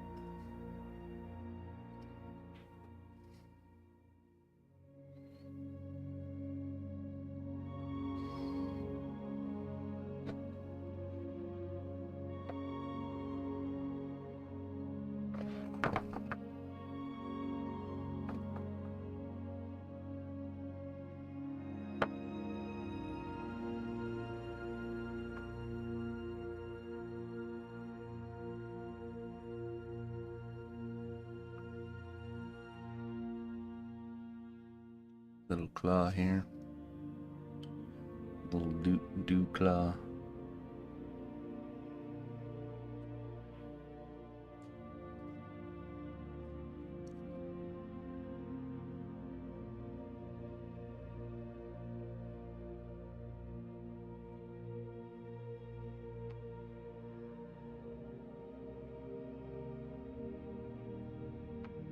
Verdant has some next level dad joking capabilities.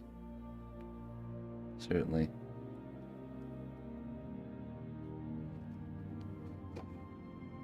It's like our stream somehow ended up on the dad joke like forum page or something, and Verdant was like, "All right, coming in." Aha! Characters like, "Hey, sorry about your face putting us on the map." Oh.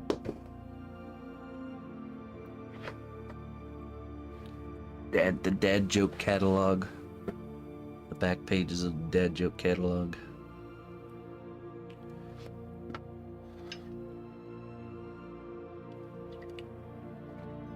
And a list of dad joke friendly environments.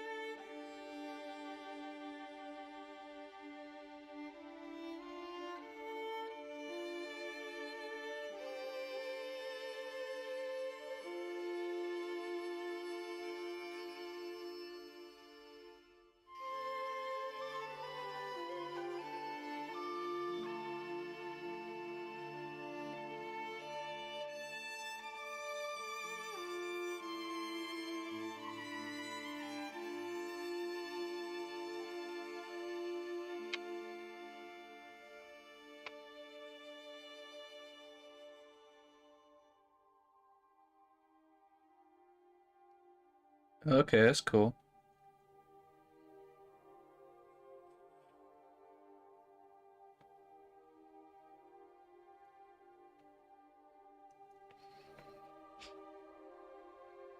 When day turns to night.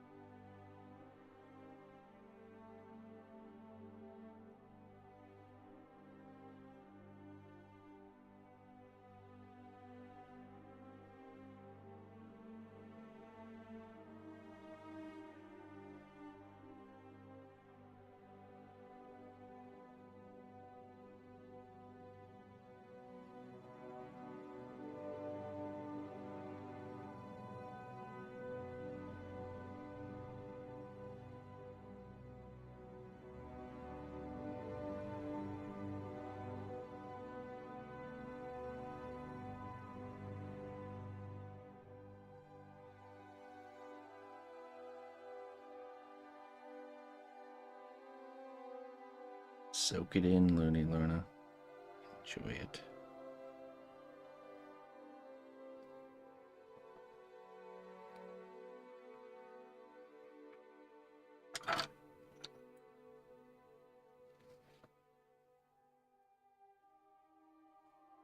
You get nothing, Sarah.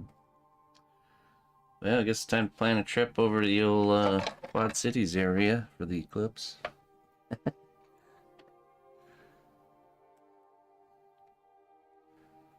Little getaway, you know, weekend stay at Camelot.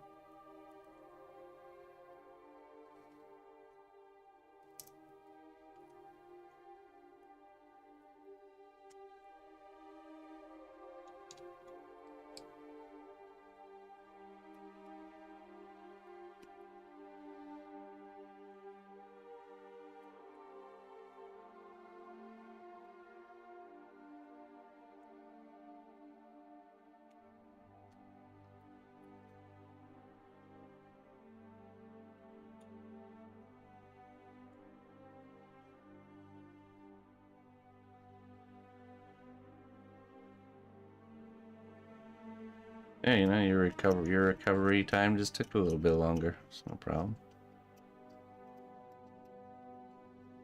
Totally understandable.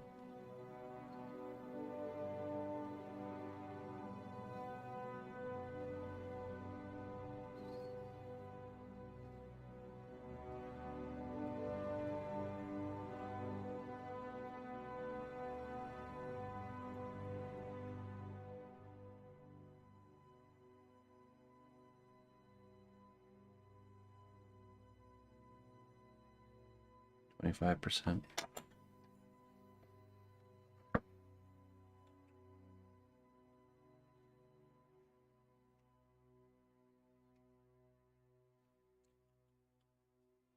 Just rent like a big old Winnebago. Nice cruiser. You can just relax in the back on the couch. Make the missus drive the whole way.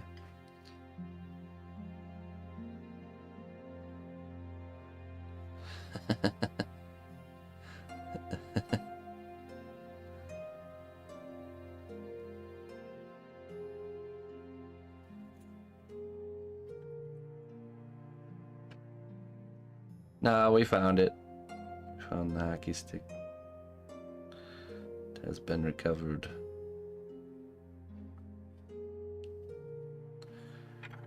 The wife cleaned it away.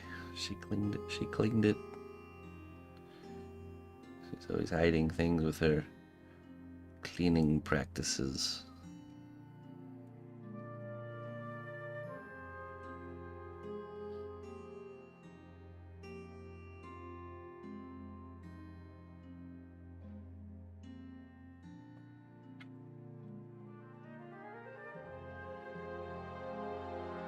I didn't realize how much that tool I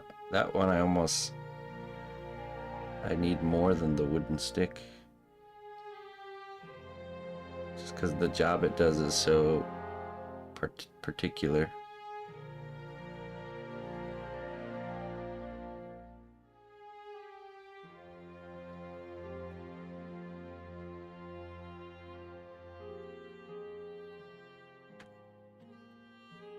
It's honestly one of the best parts about it is this bend here.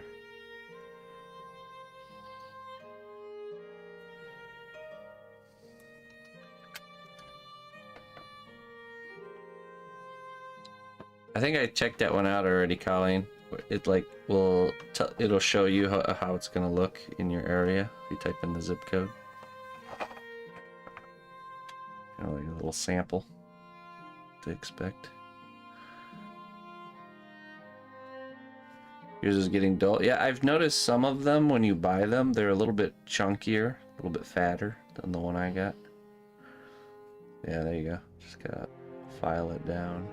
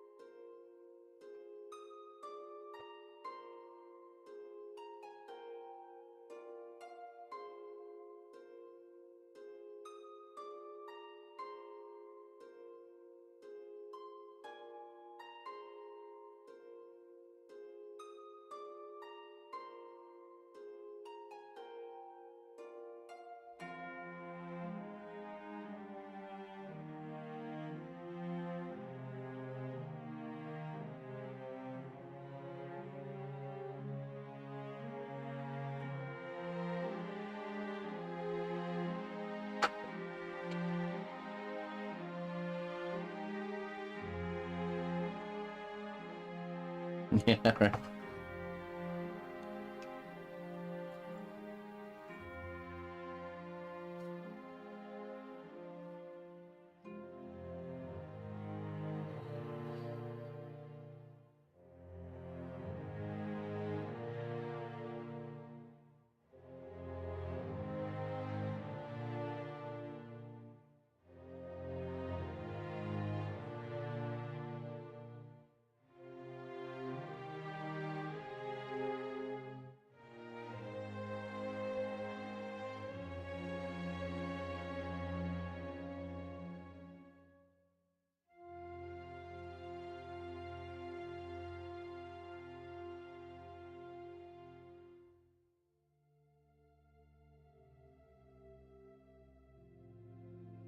Larva grafting.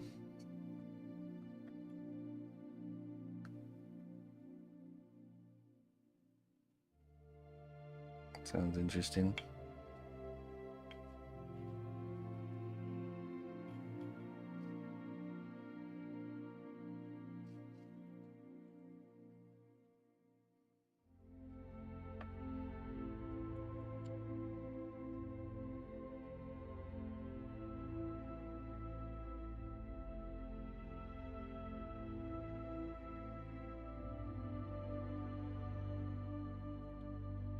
I should do some guerrilla beekeeping. Just set up beehive boxes like all over the place in like random areas that nobody uses. Just show up, you know, for the harvest. Oh man, I don't know who put these beekeeping boxes here, but I'm just gonna go get the honey out of them real quick. Surely wasn't me that put these here. Or, oh, here's the game plan. Ready? We invent a beekeeping box that looks like a normal thing you would see in like empty lot, you know, like a car tire, or like a chunk of a house or something.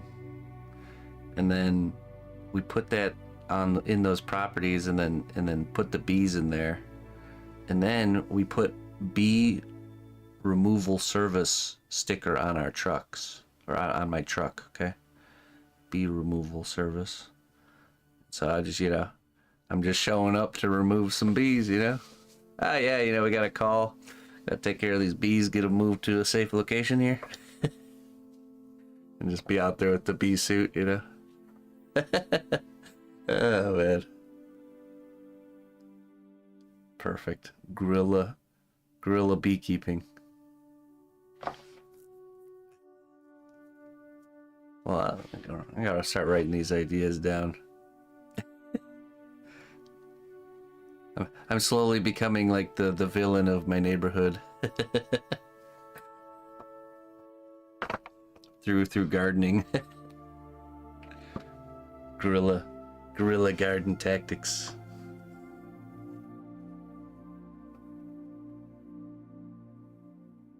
Oh, there you go. Oh, that's perfect. That is perfect. Why is there one of those green electrical boxes in the middle of that field right there? Those little green boxes, like perfect shape and everything. Like, yep, we got another green electrical box bee infestation. We got a call in from the city. They want me to take care of this for them. It would actually, this is the thing, is this would actually work. If I was to do this, it would totally work. Nobody wants to mess around with bees.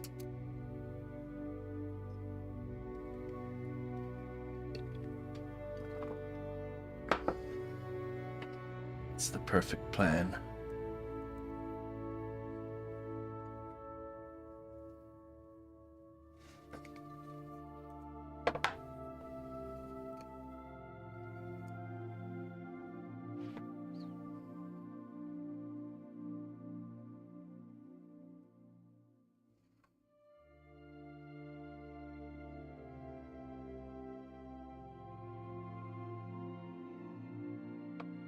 In fact, we'll even like register the business, and then when the city calls us about if they find some bees, they get them to call us, and we like remove them, or we take care of it, kind of like free of charge, because we're like bee preserving the bees, bee preservationists.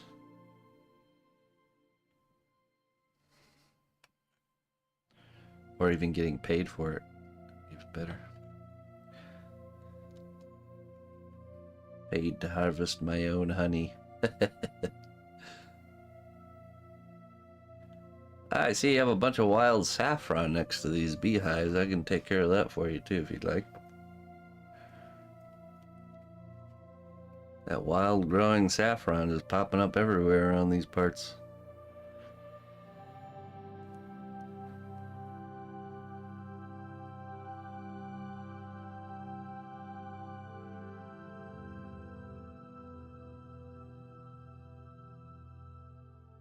Oh, it actually works because saffron's a flower. I wonder if bees can make honey.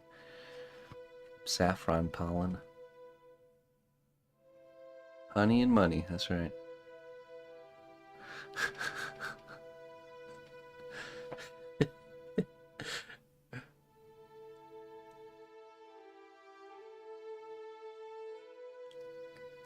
That's actually pretty typical exterminator behavior. Like those Orkin guys, they don't just show up to do a job once. They want the repeat business. So they take care of the problem, but you always gotta call them back, like a routine maintenance type of deal. So everyone's already accustomed to that. No one will ask any questions. Yep. It's time for your annual bee de-being. Take care of that for you. Why don't we go ahead and set your appointment for next year too while I'm here. I got you on the phone. Let's go ahead and schedule out your next year's appointment.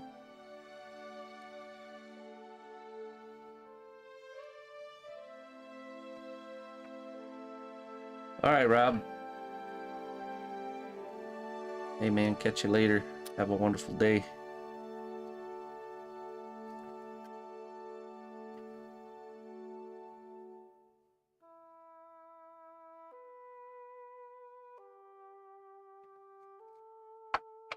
According to Google, you can totally... Okay, there we go. You can totally make honey with saffron pollen, and it's a hot ticket in anti-inflammatory. That's great. So now we combine this plan with our saffron field plan. We get paid for... Well done, brave hero. Your labor has borne fruit. Enjoy these goods as a reward for your dedication. Alright. Norse Eric, 21 months, my friend. Thank you very much. We get paid for servicing the empty lots. We plant the saffron. Okay. Then we get paid for the saffron when we harvest it. And then we also put bees there. And then we have our company that's this fake company, the shell company that's the lawn care company, call the city and tell them that there's bees on the lot and they can't work today because they can't deal with the bees. And then we give them the number to our other shell company, which is the bee keeper company. And so and then we get paid for that too. Don't worry, I know a guy. Yeah, exactly. Oh man, it's perfect. A wise old wizard once said that happiness lies in simple things, like sharing a pint of mead with your loved ones. Wise wizard indeed.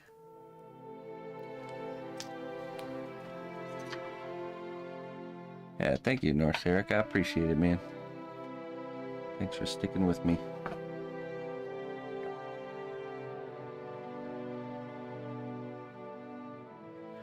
Beekeepers are the best to get because they go in and get the queen. Yeah, right.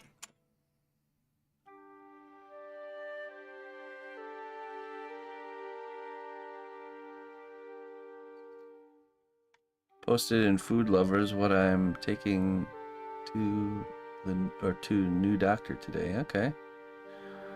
You come bearing goods.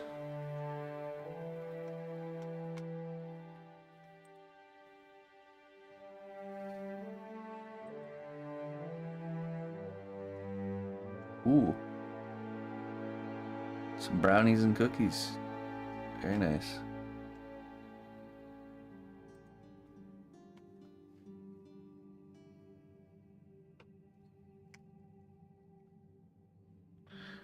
Get to work, Colleen.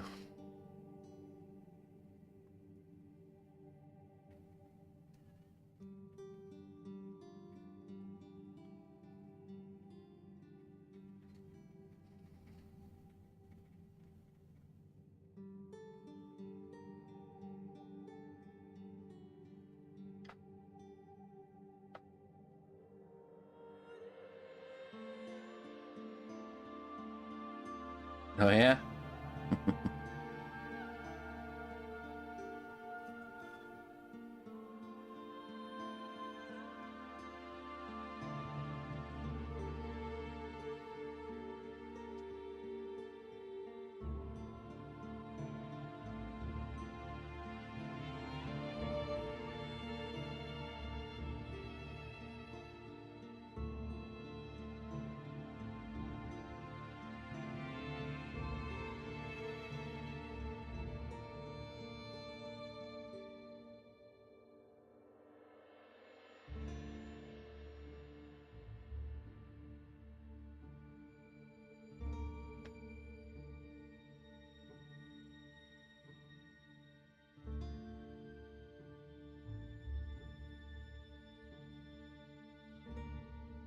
Not really.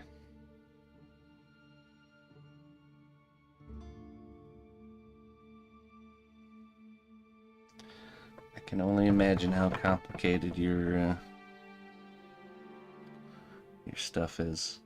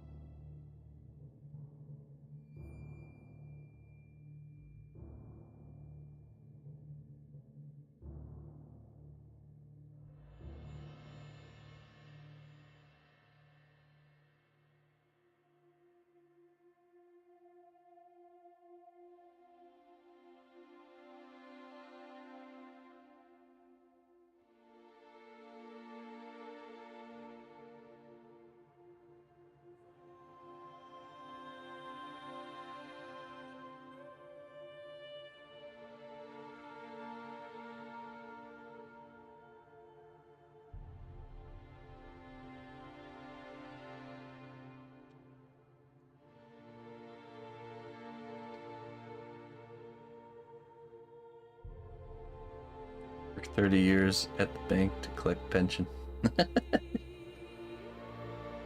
The long, long con.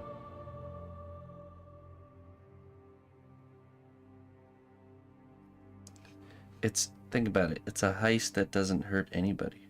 Think about that. No harm, no foul, right? All we're doing is just tricking big corporations to let us use their unused land.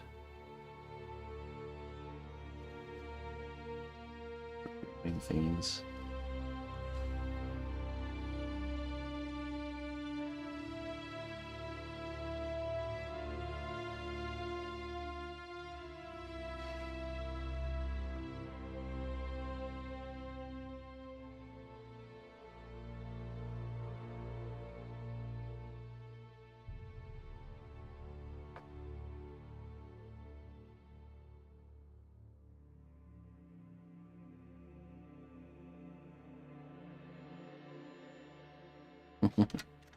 We will force you to take your money, whether you like it or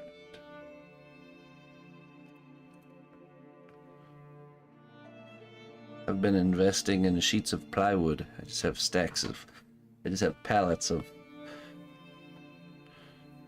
3/4-inch plywood in the backyard, covered in tarps.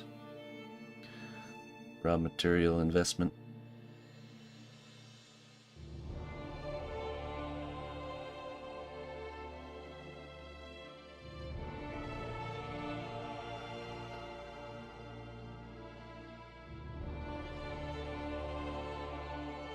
Sculpting Alduin on the 30th anniversary of Elder Scrolls. Oh, really?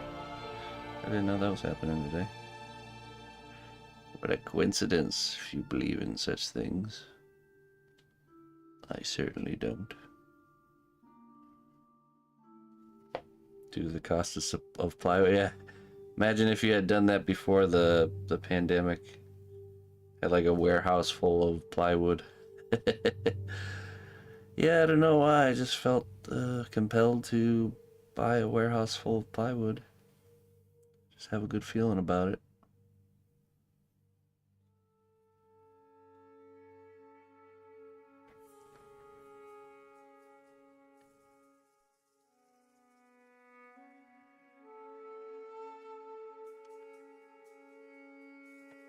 Yeah, technically, a miniature would be to scale.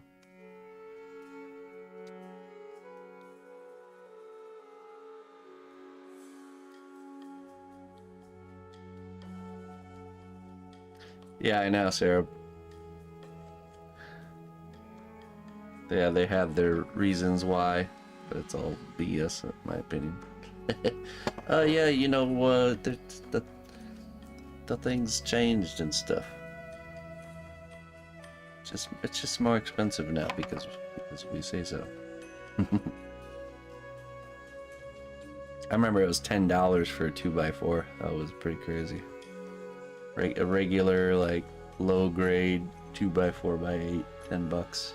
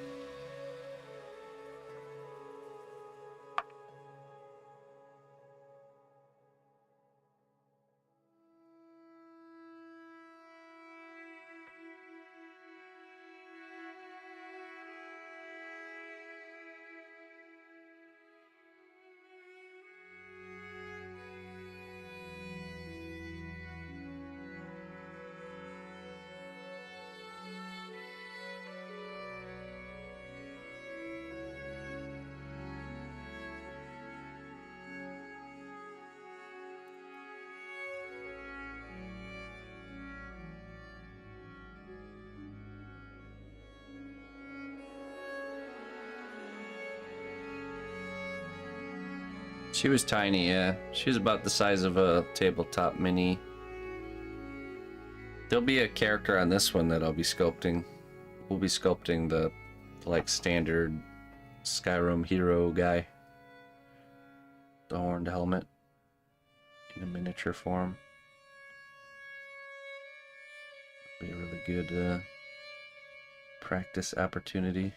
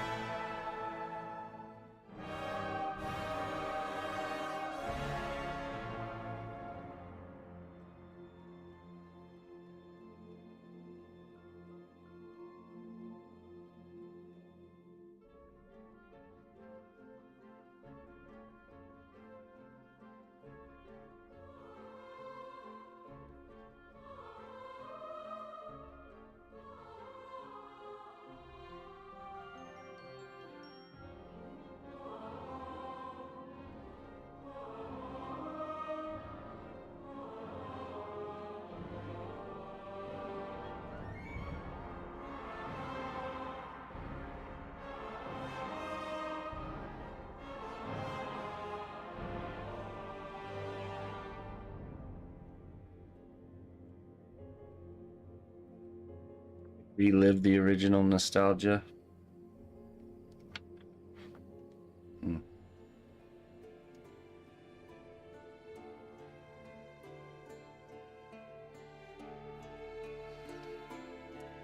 I remember. Hmm.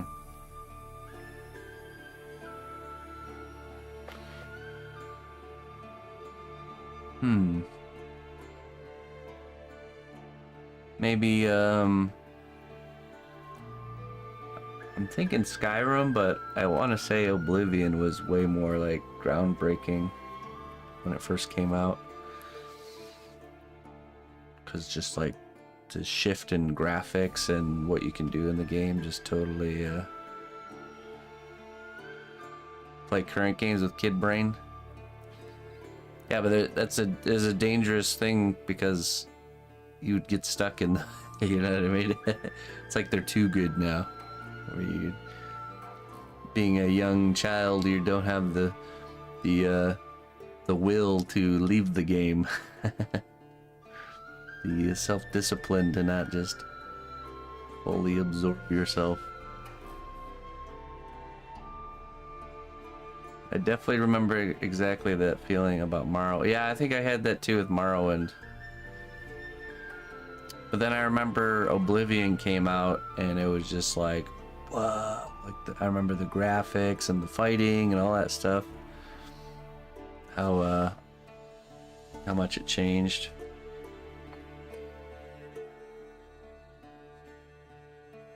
But the playing of Oblivion didn't last as long as Morrowind and Skyrim. Okay, I feel like you know what happened in Oblivion? I was afraid to go into the like, the game was all about going into those portals and going into that creepy demonic realm. And I hated that. So it's like I'd much rather fight dragons and Vikings and giants. Not it's a creepy demonic realm with like inside out looted bodies, you know, like that. No, thank you. I mean, I was much younger then, so. But I specifically remember intentionally like getting items that would let me just like run through those demonic realms and grab the stone so it closed the portal. That's all I would do. I wouldn't try and fight anybody.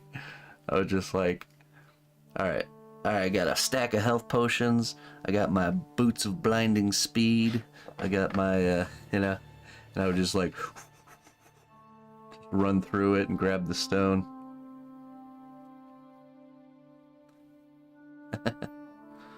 Well, good morning, kitty cat. I didn't fight nobody, I just ran. Because as soon as you grab that stone, it immediately like ends the, you get zapped back into reality out of that demonic realm.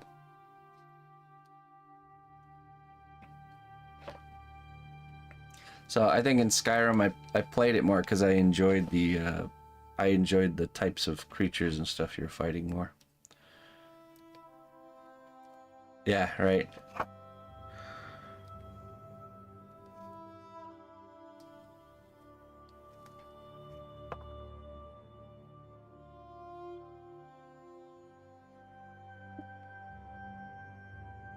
Yeah, exactly. And then probably by the time I got phased out of normal Skyrim, that's when I discovered the modding, that you can mod Skyrim and do so much more with the game. That roped me back in for a while.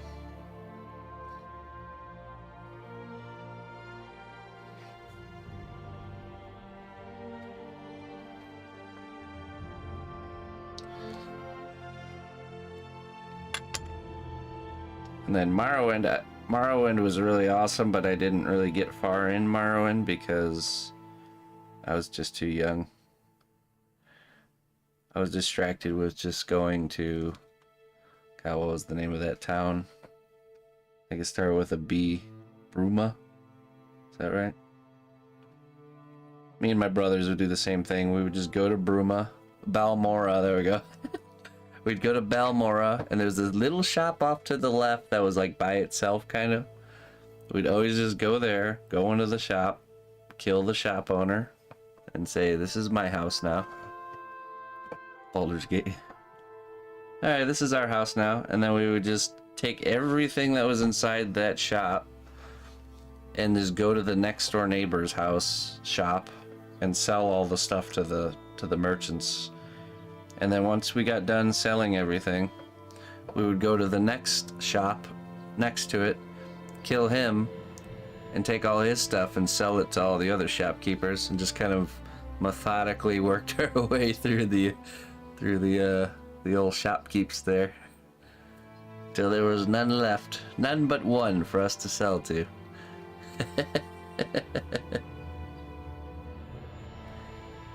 Then, you know, spent the rest of the time like decorating the shop with items and stuff. And then use that money too. No, never use the money.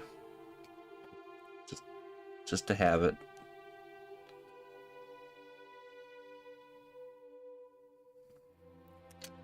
Did it just to have it. That's about as far as I made it in the game, to be honest. Actually, oh, I remember. This is what actually broke. I could not continue with Morrowind because I accidentally broke the game. And I could never play it normal again after that. But if you remember in Morrowind, you would get this random event that would happen in the wilderness, where this guy would like, I think he'd like die in front of you or something like that, or run into a wall, and you would loot him, and he'd have an item called the Boots of Blinding Speed, which lets you run really, really fast, but it made your screen like black, like you couldn't see. Well, it was a cool item and everything, but I discovered that you could actually see if you could use a spell, a night vision spell, or some sort of spell that lets you see in the dark. It didn't actually blind you, it just made the darkness really high. So I had the Boots of Blinding Speed, but without the blindness. And then I got this staff that lets you cast a levitation spell. So it was like a staff that you charge up with soul gems, and you could levitate with it. And because you would go so fast with the Boots of Blinding Speed, you could literally just like a plane, just like lift off and fly around. And it was like I unlocked a creative dev mode with that combination. So after that, it was just game over. I couldn't even, I would never fight anybody. I would just like fly into zones that I shouldn't even be at and just be like looking at them from above. And oh man. And then I stopped playing. The game was broken at that point. It could never be undone. I had the knowledge.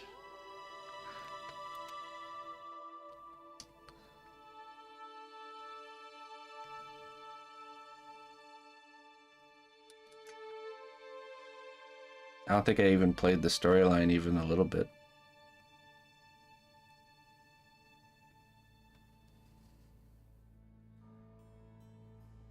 There are 100 other ways. Yeah, I bet. Yeah.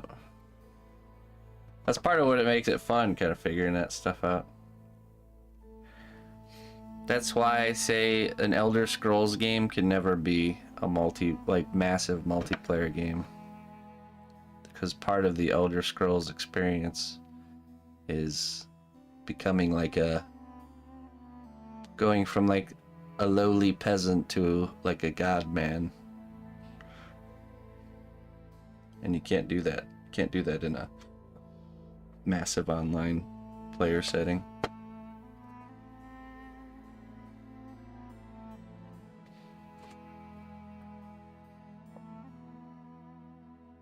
You have to balance things and whatnot.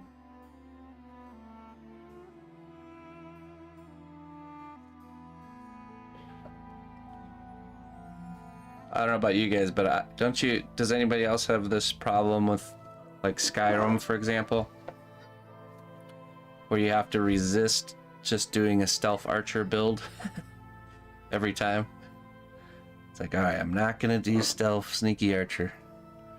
And then like every time I end up sneaking around and just planking people. Alright, I'm gonna use magic this time. Fast forward a half an hour later. Sneaky archer.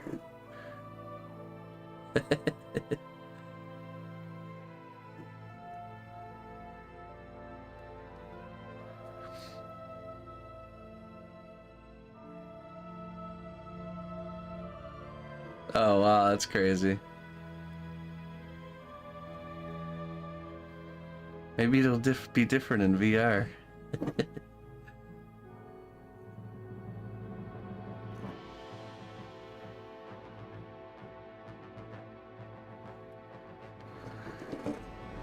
I just want to play Skyrim with 3 to 5 friends somehow. Yeah, I think they should add a co-op where single player mode with friends. Then it doesn't have to be balanced.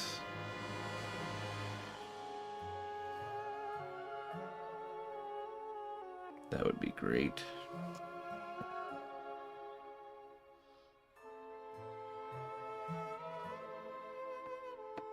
They have figured it out. I was watching a YouTube video where it was with this guy called Spiffing Brit, and they were doing like a competition. They were all running around in Skyrim together, seeing who could kill the most people, and starting the game fresh and seeing who can kill the most people in like an hour or two. It was pretty funny.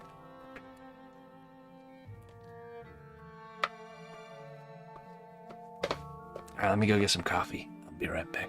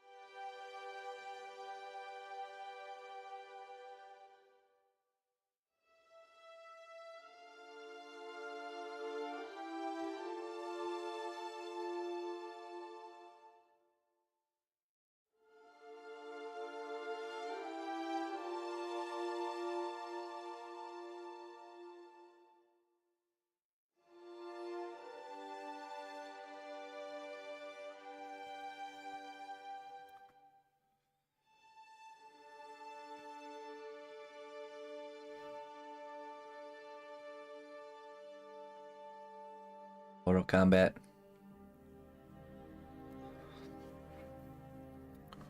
You know, fighting game I always loved playing, but I like never had the. I always loved playing it more than anybody else, so I never really played it very much. It was a Soul Calibur. I always wanted to play that, and everyone was so sick of playing that with me. I would pick a character and just do like a cheese move over and over again.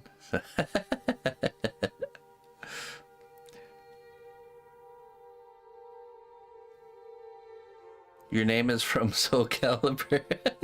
No. No, it's not. I would pick the guy, what was that guy? Start with an A. He had the big axe, really big, huge guy. And he had a really easy, just like forward charge and like hit and push with his, he would push with his axe, and I would just ring out my brothers every time. I just like, in 2 moves. Like, forward charge, boom, knock him out of the ring.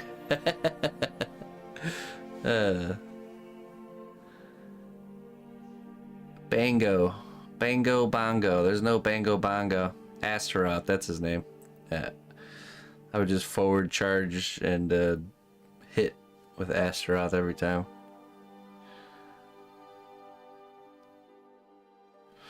What's up, dear Mr. Cave Geek Art? How you doing?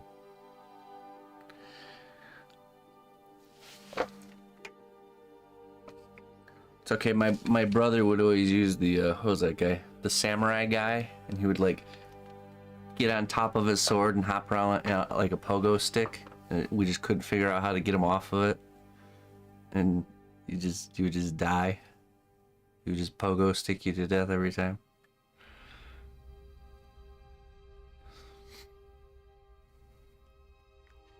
Yeah, hey everybody that is a D&D medieval fantasy fan. Mr. Cave Geek Art is part of he's doing a Kickstarter right now for a D&D cookbook, which looks really cool. So you guys should check it out. Let me actually get the link from you there, or can we get a permit for Cave Geek so you can share the link if you want to help support the small creator, and also, you know, get a cool D&D themed cookbook. Dungeons and Dumplings. So that's not what it's called, is it? There we go. Yeah, if you want to plop the link in there for us, Cave Geek. Yeah, Yoshimitsu, that's the one. Oh. I like the pirate too. I played the pirate. He had a forward dash attack for knocking people back too.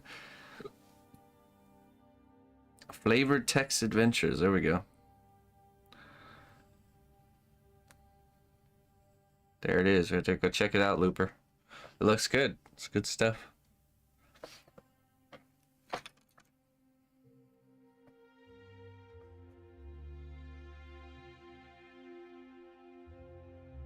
Cervantes, that's his name. Cervantes. Good old Soul Calibur.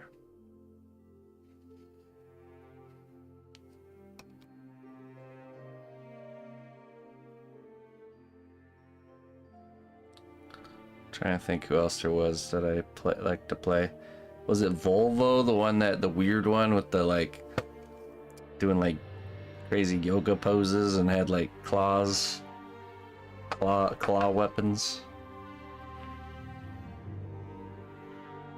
Is that his name?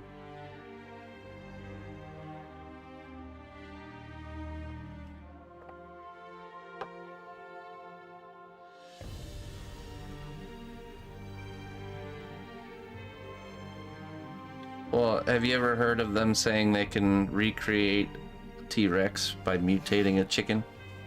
Makes you wonder, right? Voldo, that was it. Very interesting character, I know, right? You never knew, like, what you didn't even know where to block. Like, what do you do? Like, what is he doing? What is he doing now? Is he attacking? Is he just moving? I don't know what's happening. Why is he crawling around like a crab?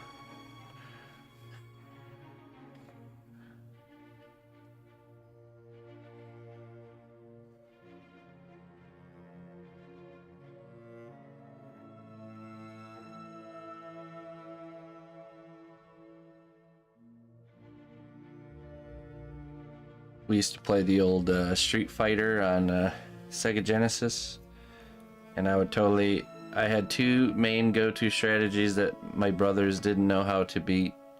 This is why we didn't play it very often, because I just did it every time. But I would play the sumo guy, the big sumo guy, and I would do the hand chop and just like keep spamming it over and over again. The really fast hand chop. Or I would choose the green monster guy, was a Blanca, and just sit there and do the ball of electricity, where if you hit them, you get shocked. And just sit there and spam it over and over again. Of course, to somebody who knows the game better, you can get around that, but us young kids, they had no idea how to. Not big on names, this guy. Nah. I don't do names.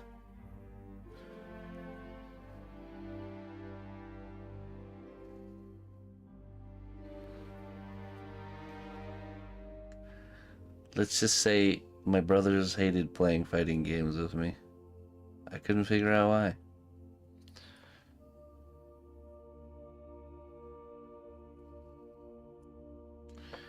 We played a good amount of Super Smash Brothers too.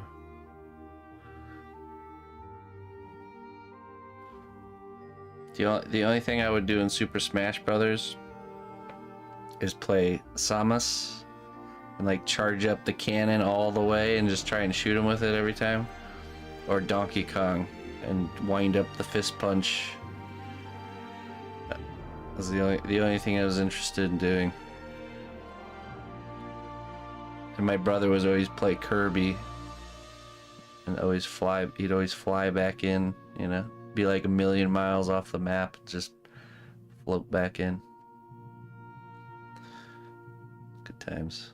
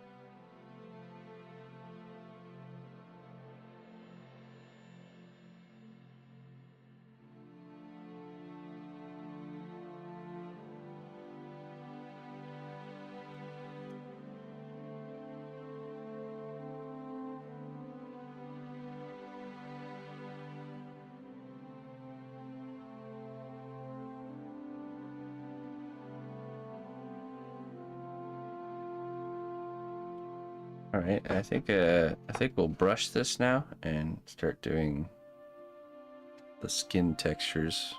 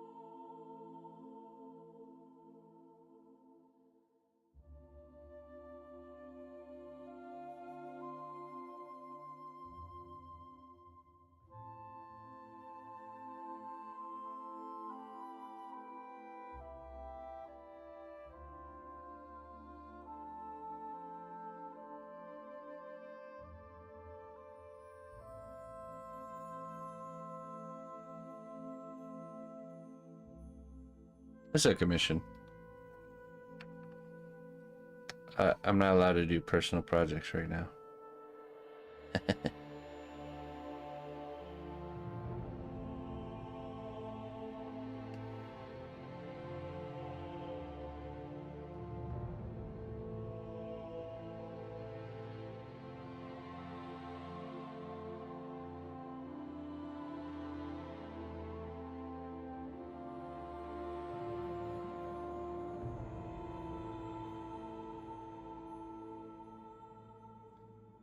I am too. One more month. We got this. One more month. I think we got it. But, you know, we'll still try and, you know, push it out next month and talk about it, because it'd be terrible to get 2 months and then on the third one fail. Start over. So, let's make sure we stay on the course. Stay on the path.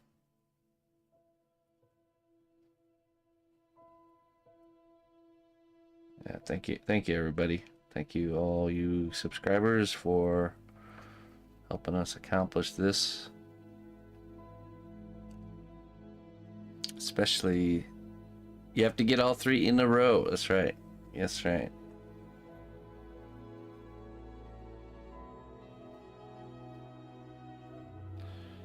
And this is so that this, if we unlock this, it guarantees me the partner plus for a whole year. But if we maintain the 300 number, it doesn't start counting down the year until we get lower than the 300. Do you know what I mean? So say we just maintain 300 plus partner plus points, then I'll perpetually have that raise. But if I drop below the 300 marker, then I got a year to figure it out.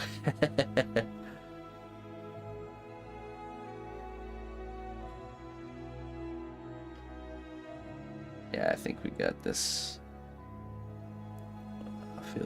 I feel pretty confident about it.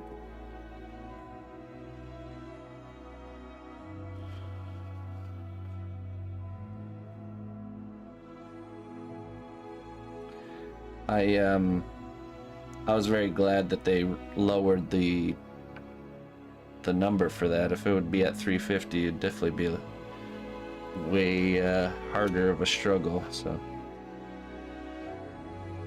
be just outside of reach, I would think.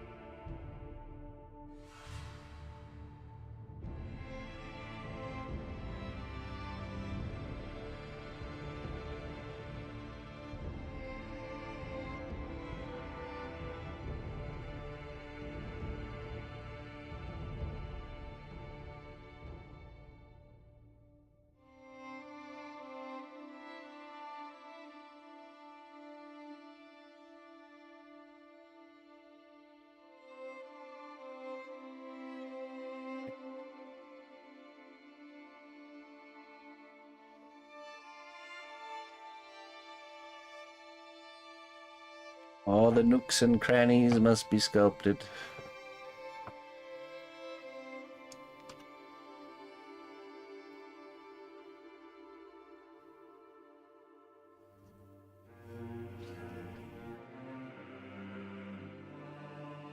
Someone's gotta do it. It won't sculpt itself.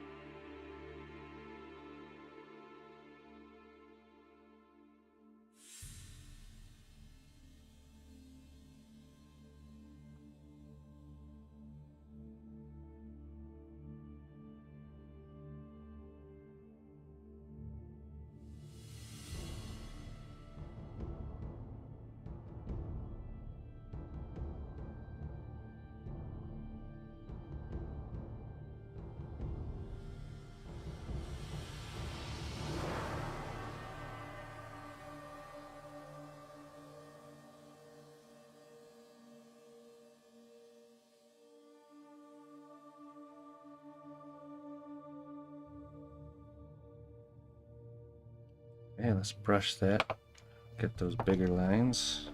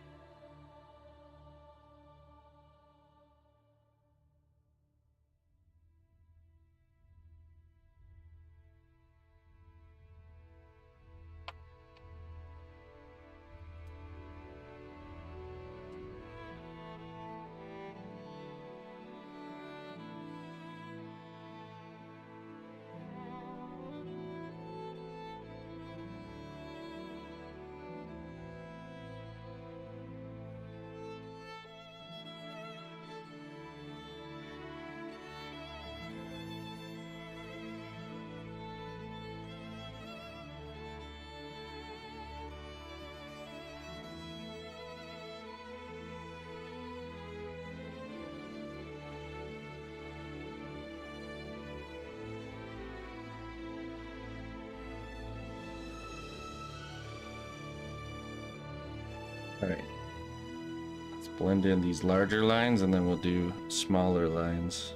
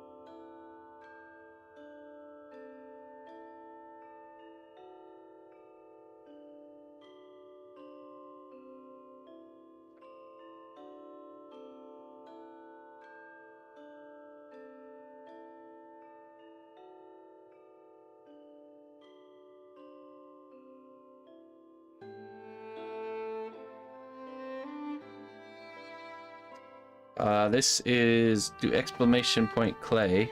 I'll give you a link to the clay that I use. If you're wondering what I'm painting, this is isopropyl alcohol, 91%.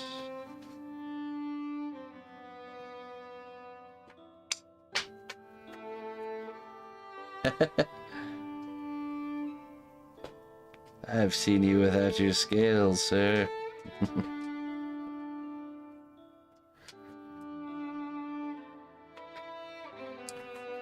The Alduin fight was a very anticlimactic one for me. That's because I got so sidetracked from the main storyline that by the time I fought Alduin, I was just like this glowing, unstoppable, like demigod man. So I was like, oh, it's Alduin, the great fight. Planked one arrow. Over. All right. One sneak arrow. I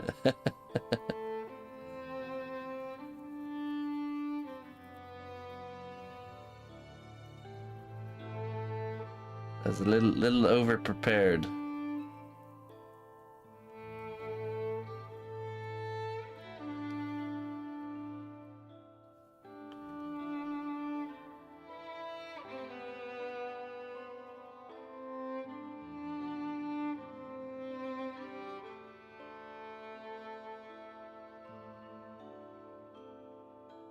I couldn't help it either. I killed the friendly dragon. Paraxis or whatever his name was. I was curious if I could shank him with a dagger one time to kill him. And I did. And it worked. Just one shank. That's all it took. Not many people can say they killed the dragon with a dagger.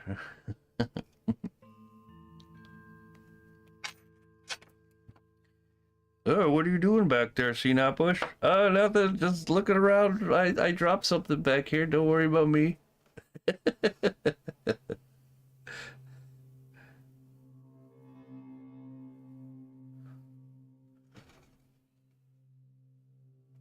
Gotta dig around in the snow and find it. Just relax.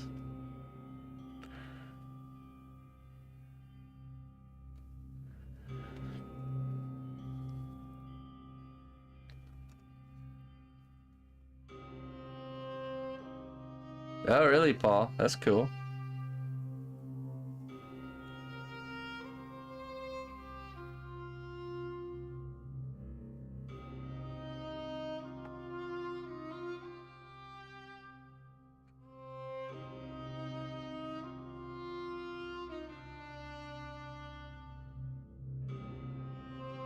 Lady. You're wearing dragon armor. You like literally have dragon scale armor on. She's like trying to tell you about dragons. Like, how do you think I got this?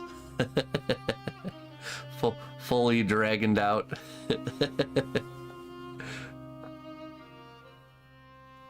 I'm literally wearing their bones on my body. Oh, jeez. I was watching a YouTube video yesterday where they've hooked up AI to NPCs in Skyrim, and you can like literally, this guy was like you go into the throne room and falsely accuse someone, like one of the other Jarls just sitting there, that he's been like treasonous and stuff like that, and he'd get him exiled. He got him exiled and everything. It was so funny. I was like, oh man, that's totally the next level of gameplay there, with AI. Just like pretty much like role playing with NPCs.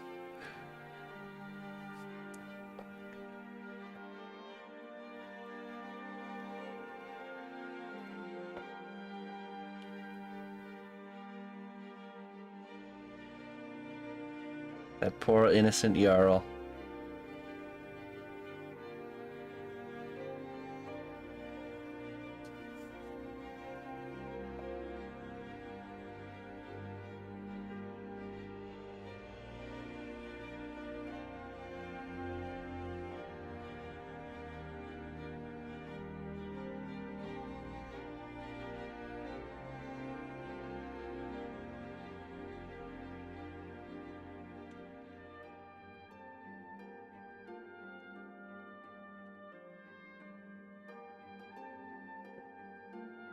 texture on this dew claw.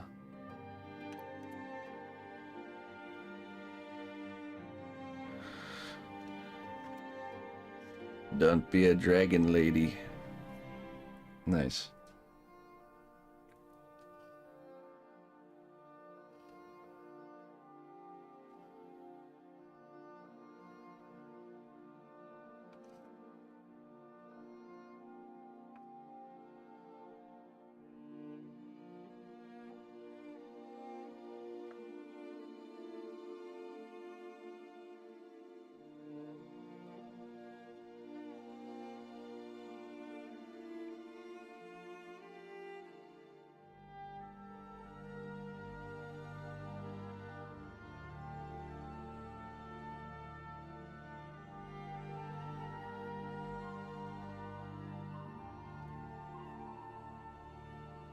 Alright, man. Catch you later.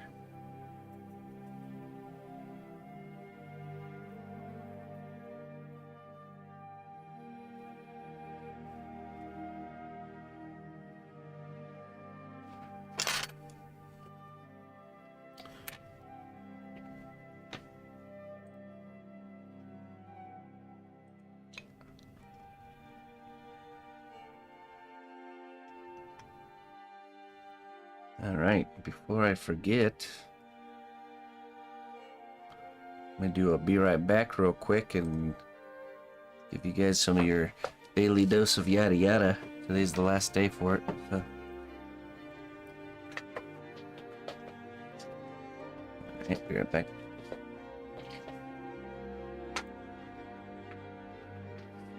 This segment is sponsored by Metro by T-Mobile. Hey everyone. Life is full of yada yada, like when companies have those sneaky gotchas hiding deep in fine print, or bills that seem to go up for no dang reason. Everyone knows, cable companies, airlines, all that stuff. I know when we were going to Germany, it was like $500 more for the check bag and to pick our seats. So, definitely true. It is possible to outsmart yada yada, like triple checking airline deals to make sure all you need is included, which I didn't do. But you don't take yada yada in life, don't take yada yada from your wireless provider. Metro by T-Mobile has no contracts, no credit checks, no surprises, and nada yada yada. Stop by one of over 6,000 Metro stores nationwide. And thank you, Metro, for supporting my work, sponsoring the stream today. Alright, I'll be right back, guys.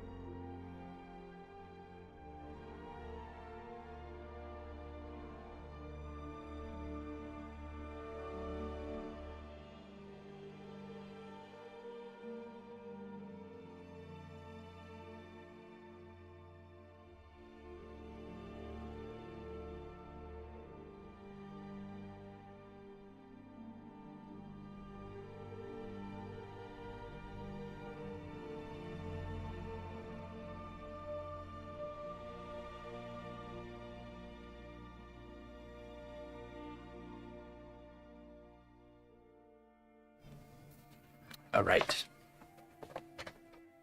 Back to detailing this foot here.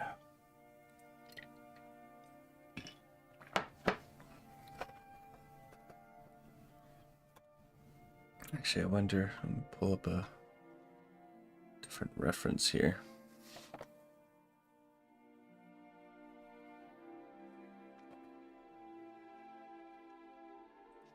Dragons.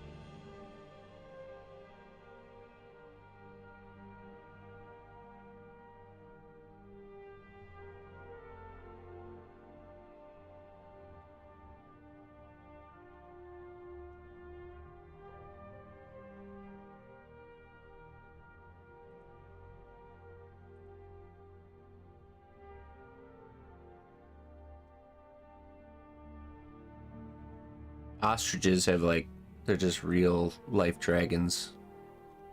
At least their feet are.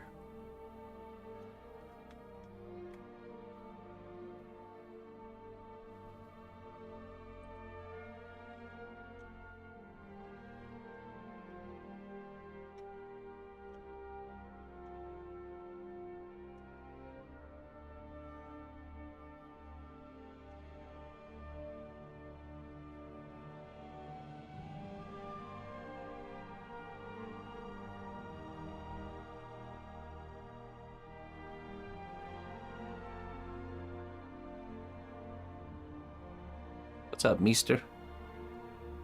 Hello, Meester.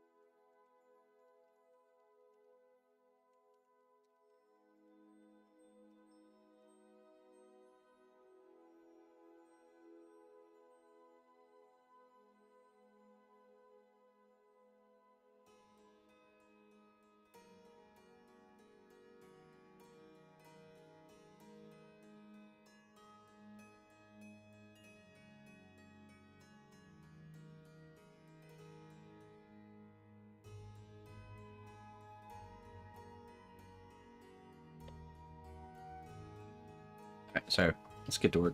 I am doing well, yes. I am doing well. Very good.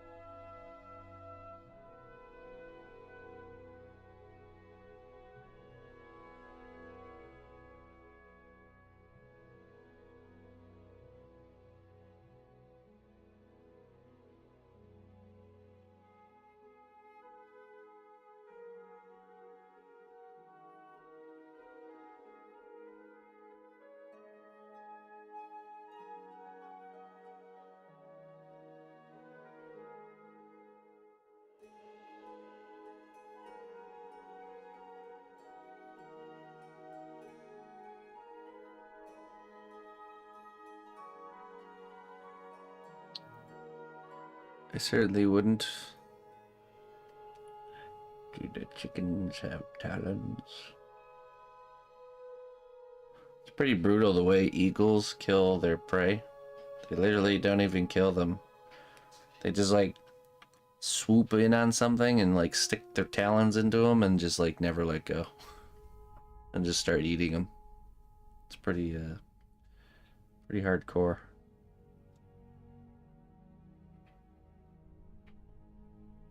It is not pleasant. Death by eagle is a vicious thing. The only eagle that kills humanely is those ones that hunt in the area with the goats that hang out on the side of the mountains. That they grab those and they just throw them off the cliff. But all the other birds of prey are eagle.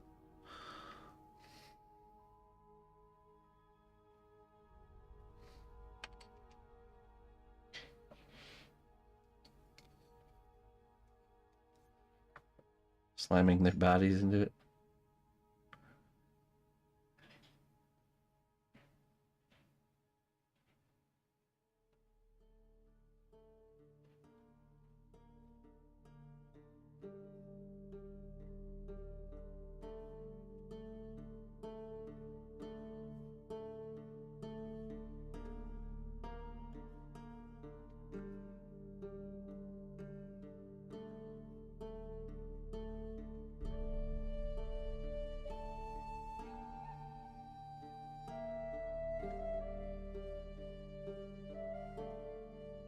Shrikes? What's a shrike?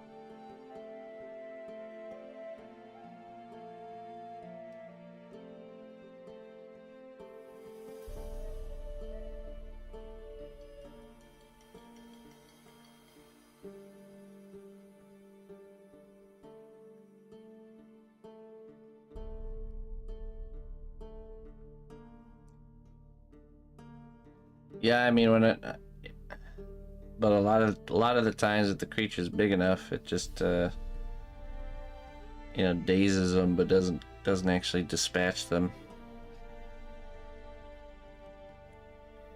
Their talons are just kind of, it's like they just can't get the eagle off of them. Once it's on you, it's on you. It's not coming off. It just starts eating your eyeball out of you while you're still alive.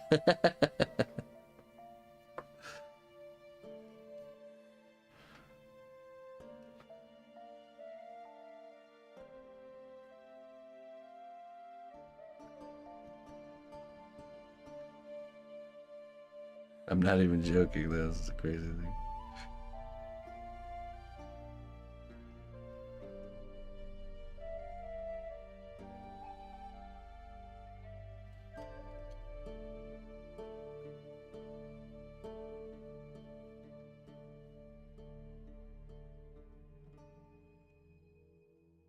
Excuse me, sir, I'm still moving here. Yep, eagle don't care.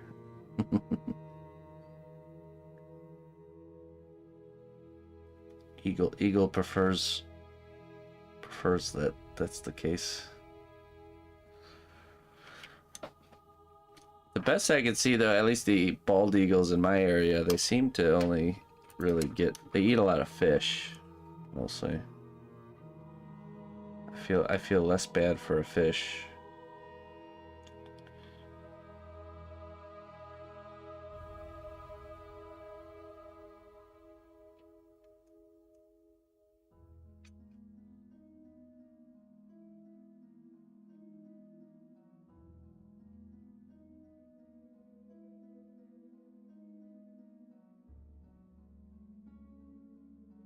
Yeah, exactly. Because fish out of water doesn't last very long anyways.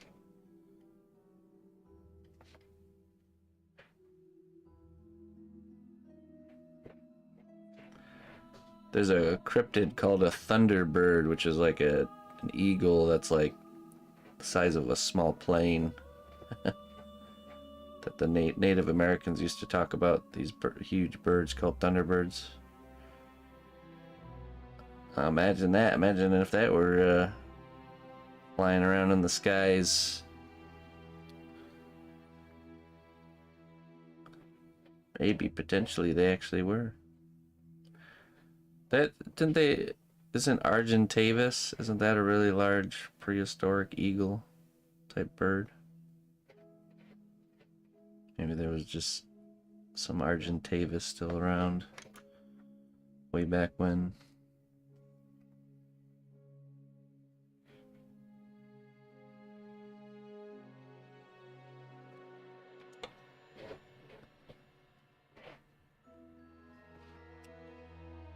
I know that. I know that from my extensive research in the Ark universe.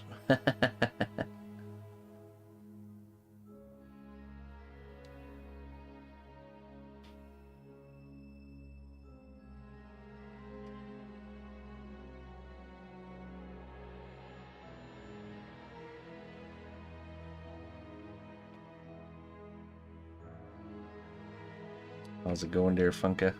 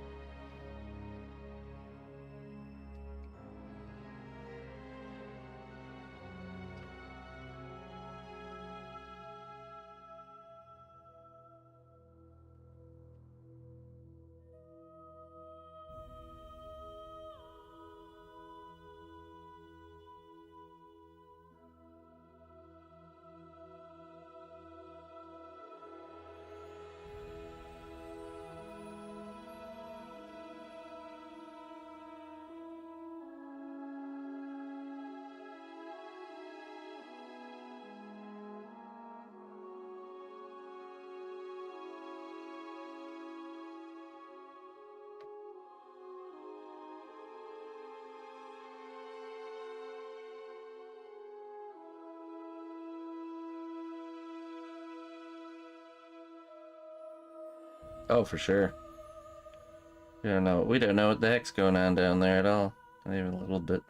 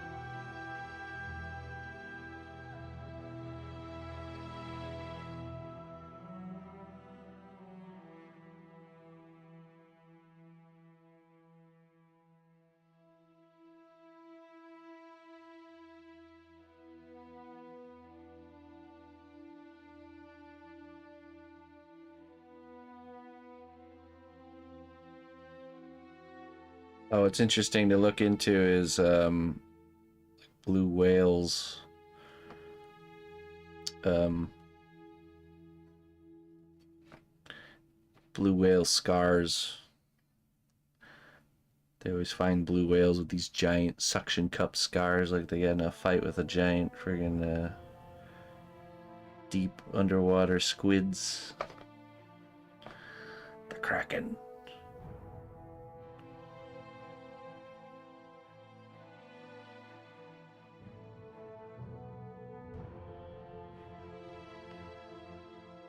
Mm-hmm.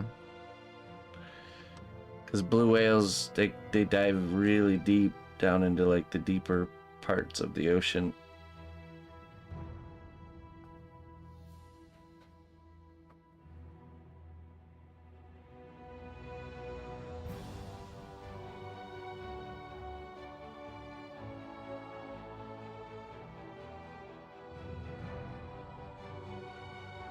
I always love those video footages of like, you know, like oil rig camera footage of just random huge things going across the camera. They have no idea what it is. So, yeah, there's some shenanigans going on down there for sure.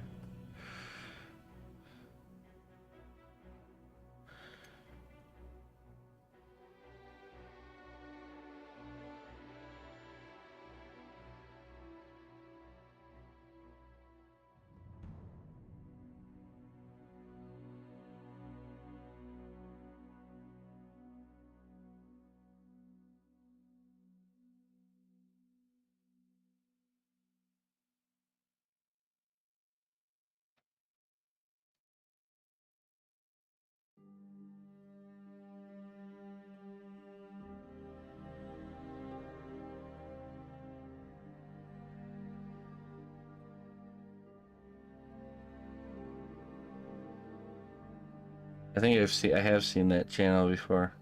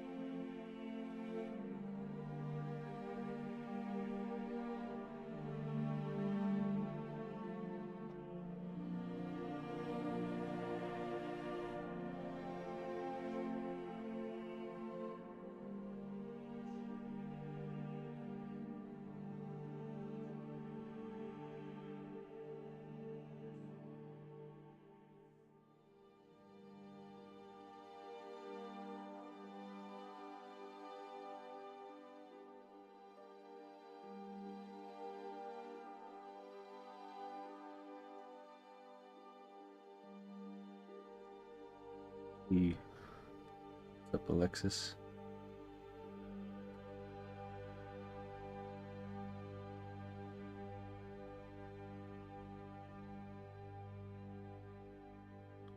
How you doing?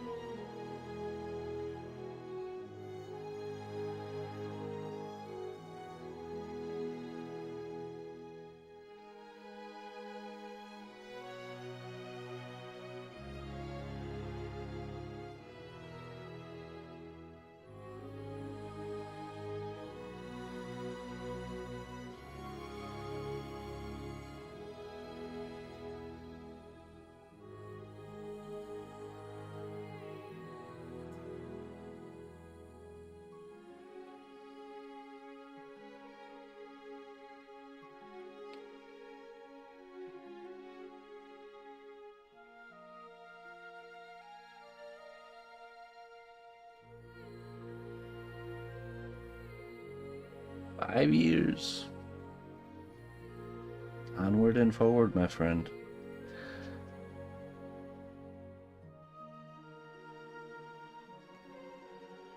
Thanks for joining me on the journey.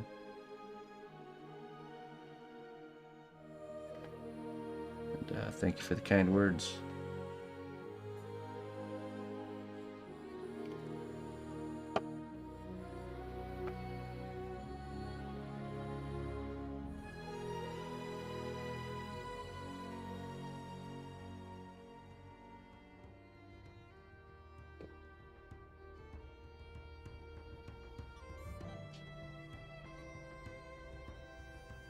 Ashriel. Hello, Ashriel.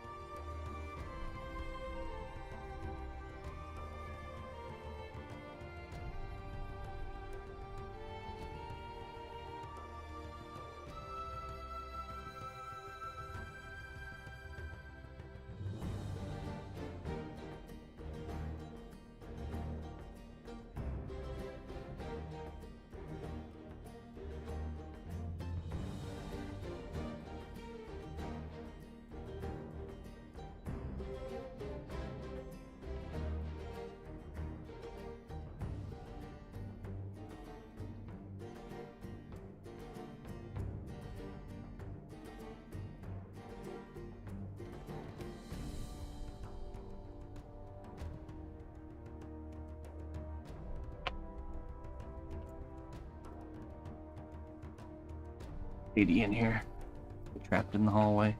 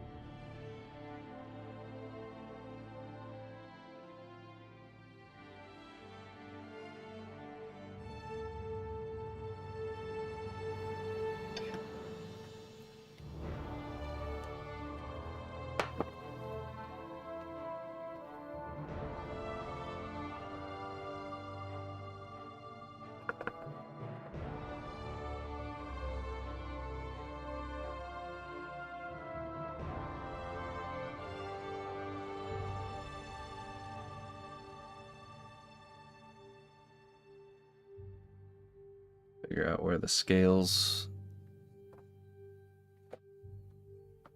start and end.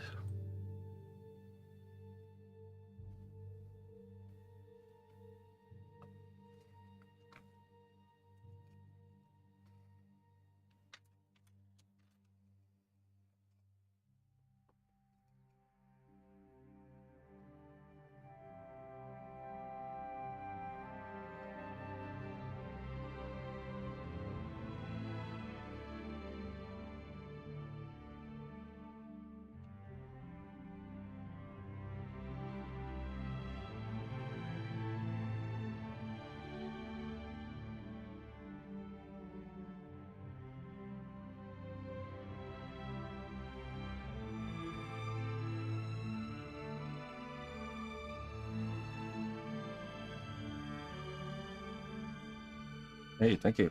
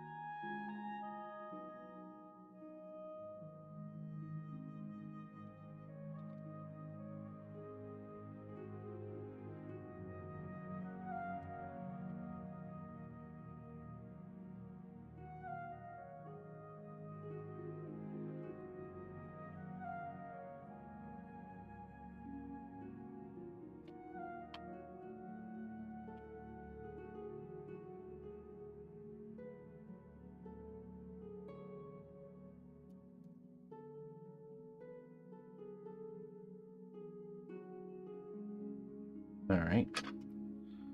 Now I can bring the skin texture up to that line.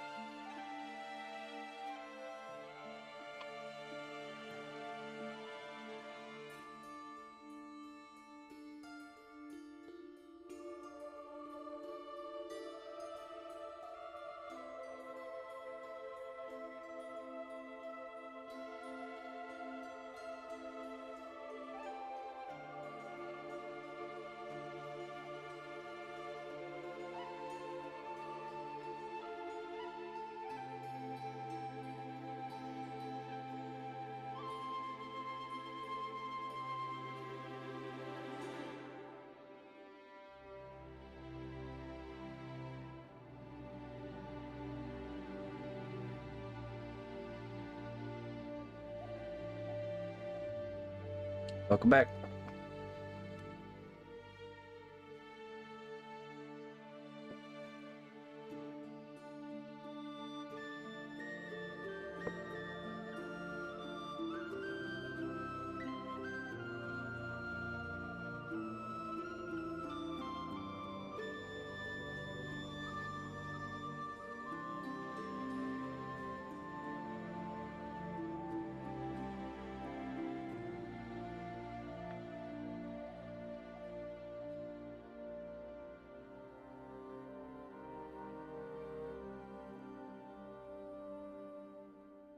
I started doing the finer line work. Finishing off the skin, and then we'll start the scales.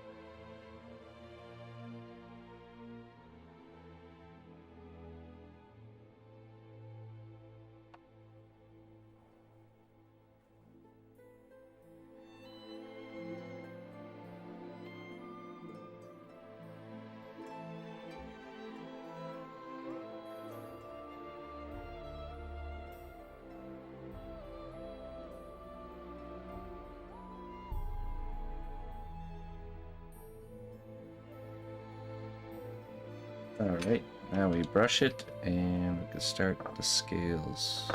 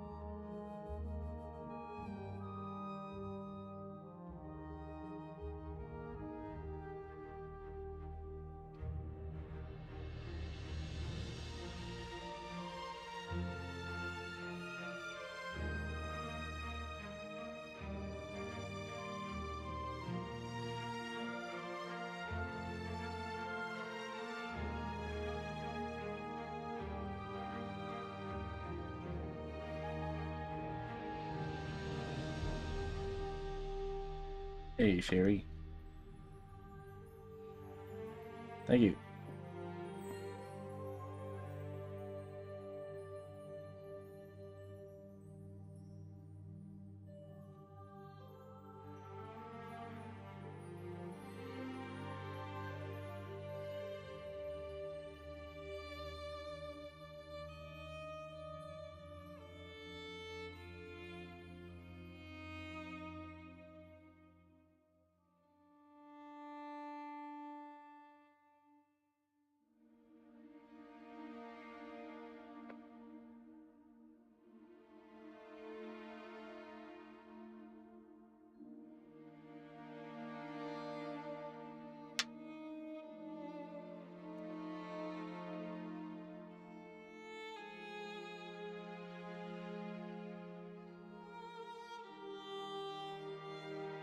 We'll carve out the underside of the claws after it's been baked.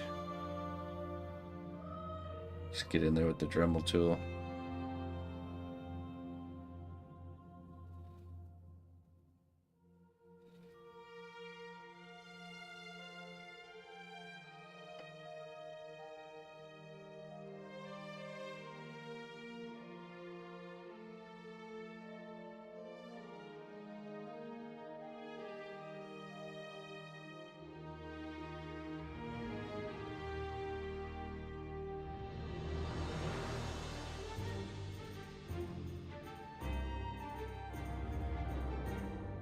Well, it's just the underside's not really detailed, it's just a blob of clay. So we'll go in with the Dremel tool and give it that, like, hollow under the nail shape. Or I just add texture with the Dremel tool, depending on if how we want the claw to look.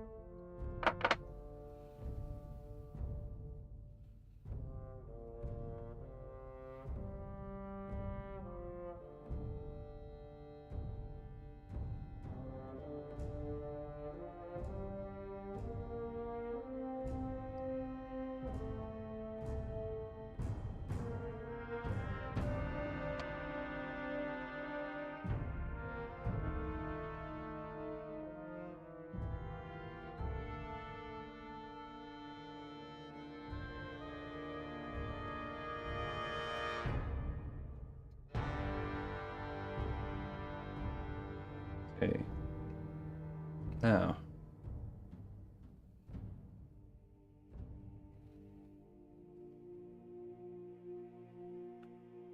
Let the scaling begin.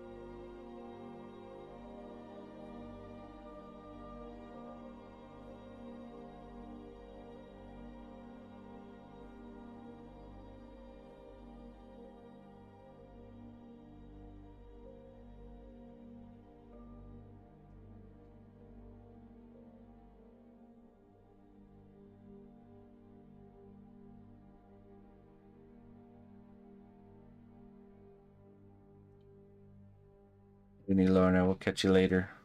Thanks again for the chipping in for the car. I appreciate that.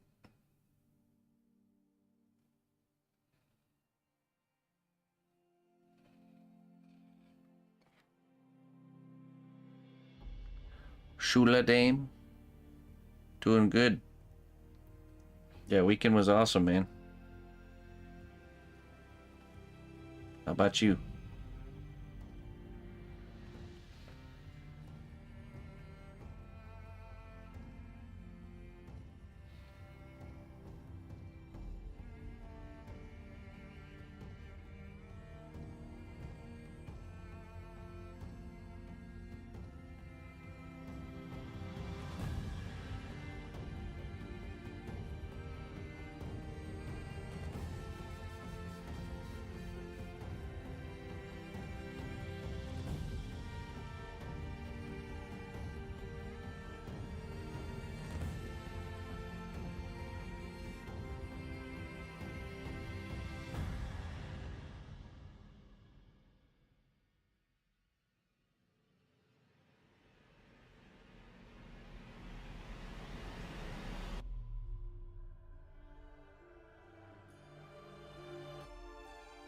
Hey, sweet.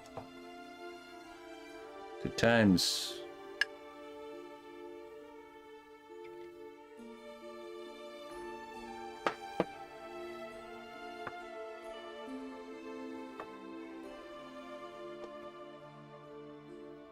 I'm not familiar with that character.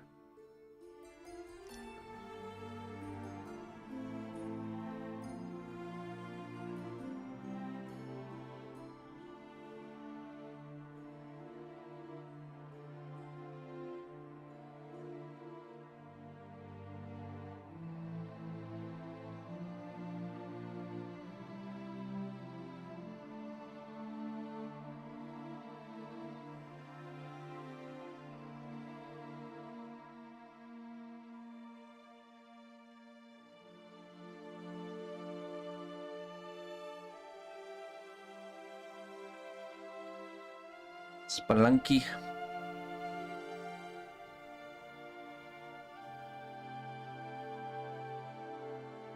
Oh, nice.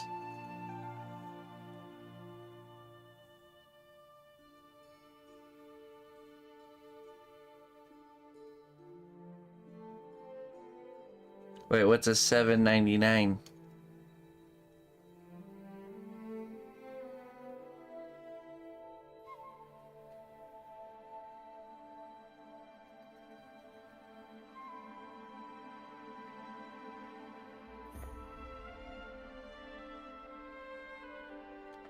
Oh, in Splunk. Yeah, I know of the game.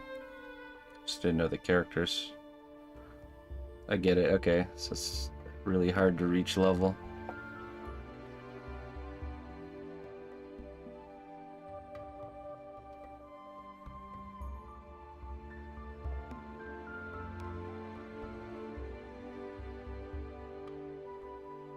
It's like a cave level-based cave diving simulator kind of thing.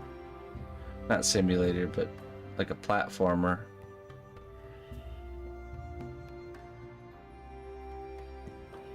Underground platformer.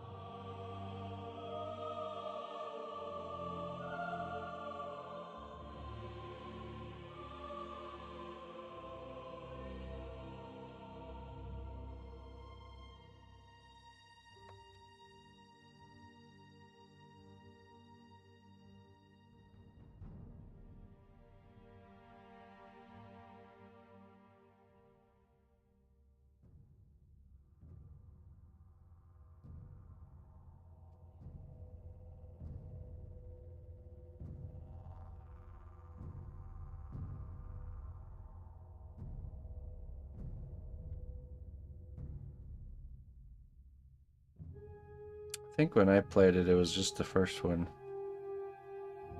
A long time ago.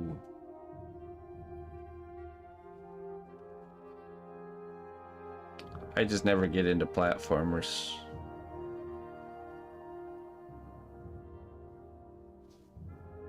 Rarely.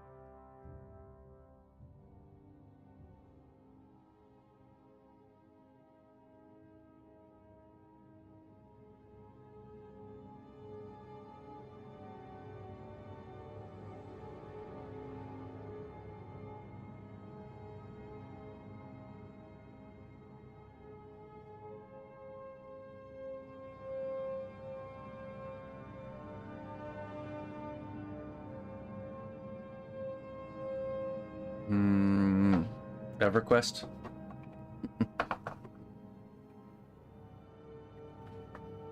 EQ?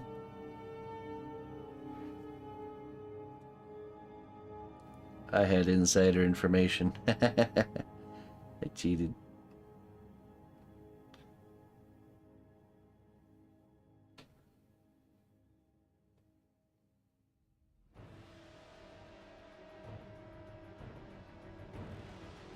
I started playing Pacific Drive. That one's pretty fun. It's like you're like in this like Bermuda Triangle-esque place, and you have an old station wagon you gotta like fix up, and I don't know, it's hard to explain, but it is cool.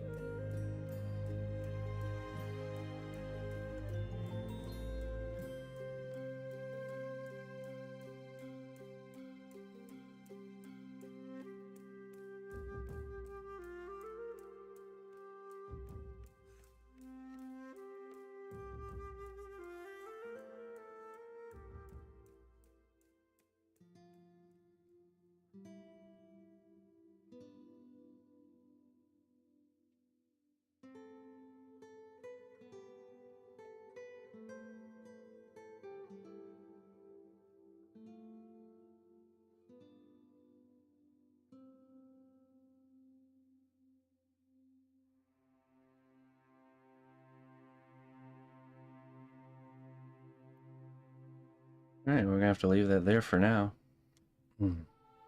Pretty nice. Do the scales from the knuckles up, all the way up the leg. Next. And then we'll probably texture these scales too a little bit. Some sort of a texture.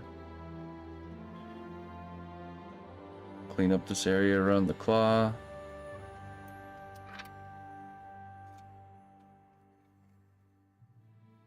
Not bad.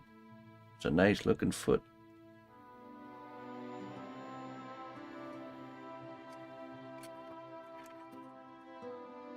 Well, my friends, we're off to another wonderful start to a wonderful week. Thank you all for joining me. Thank you for your continued support. I do appreciate it. We did it. We hit the 300 points this month, which means we only have to do that again next month to unlock the Partner Plus program, which is sweet. So, indeed, indeed. Let me find someone to raid. I'm gonna get on out of here. Oh,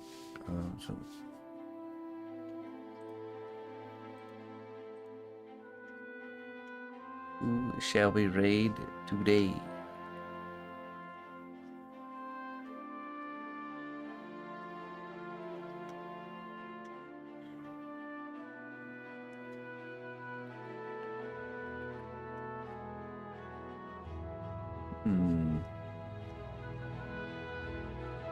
The project this evening is what's her face from Baldur's Gate. Yo, what's her face? Lizelle. There we go.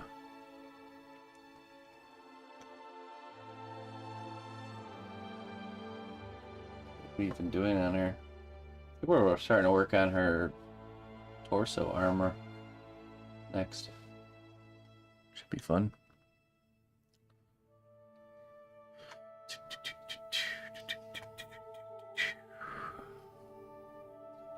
Oh, you know what? I haven't seen Proper Artist on in a long time. Let's go raid Proper Artist. He's an old school guy. Does paint work. A good dude. He's definitely a good dude.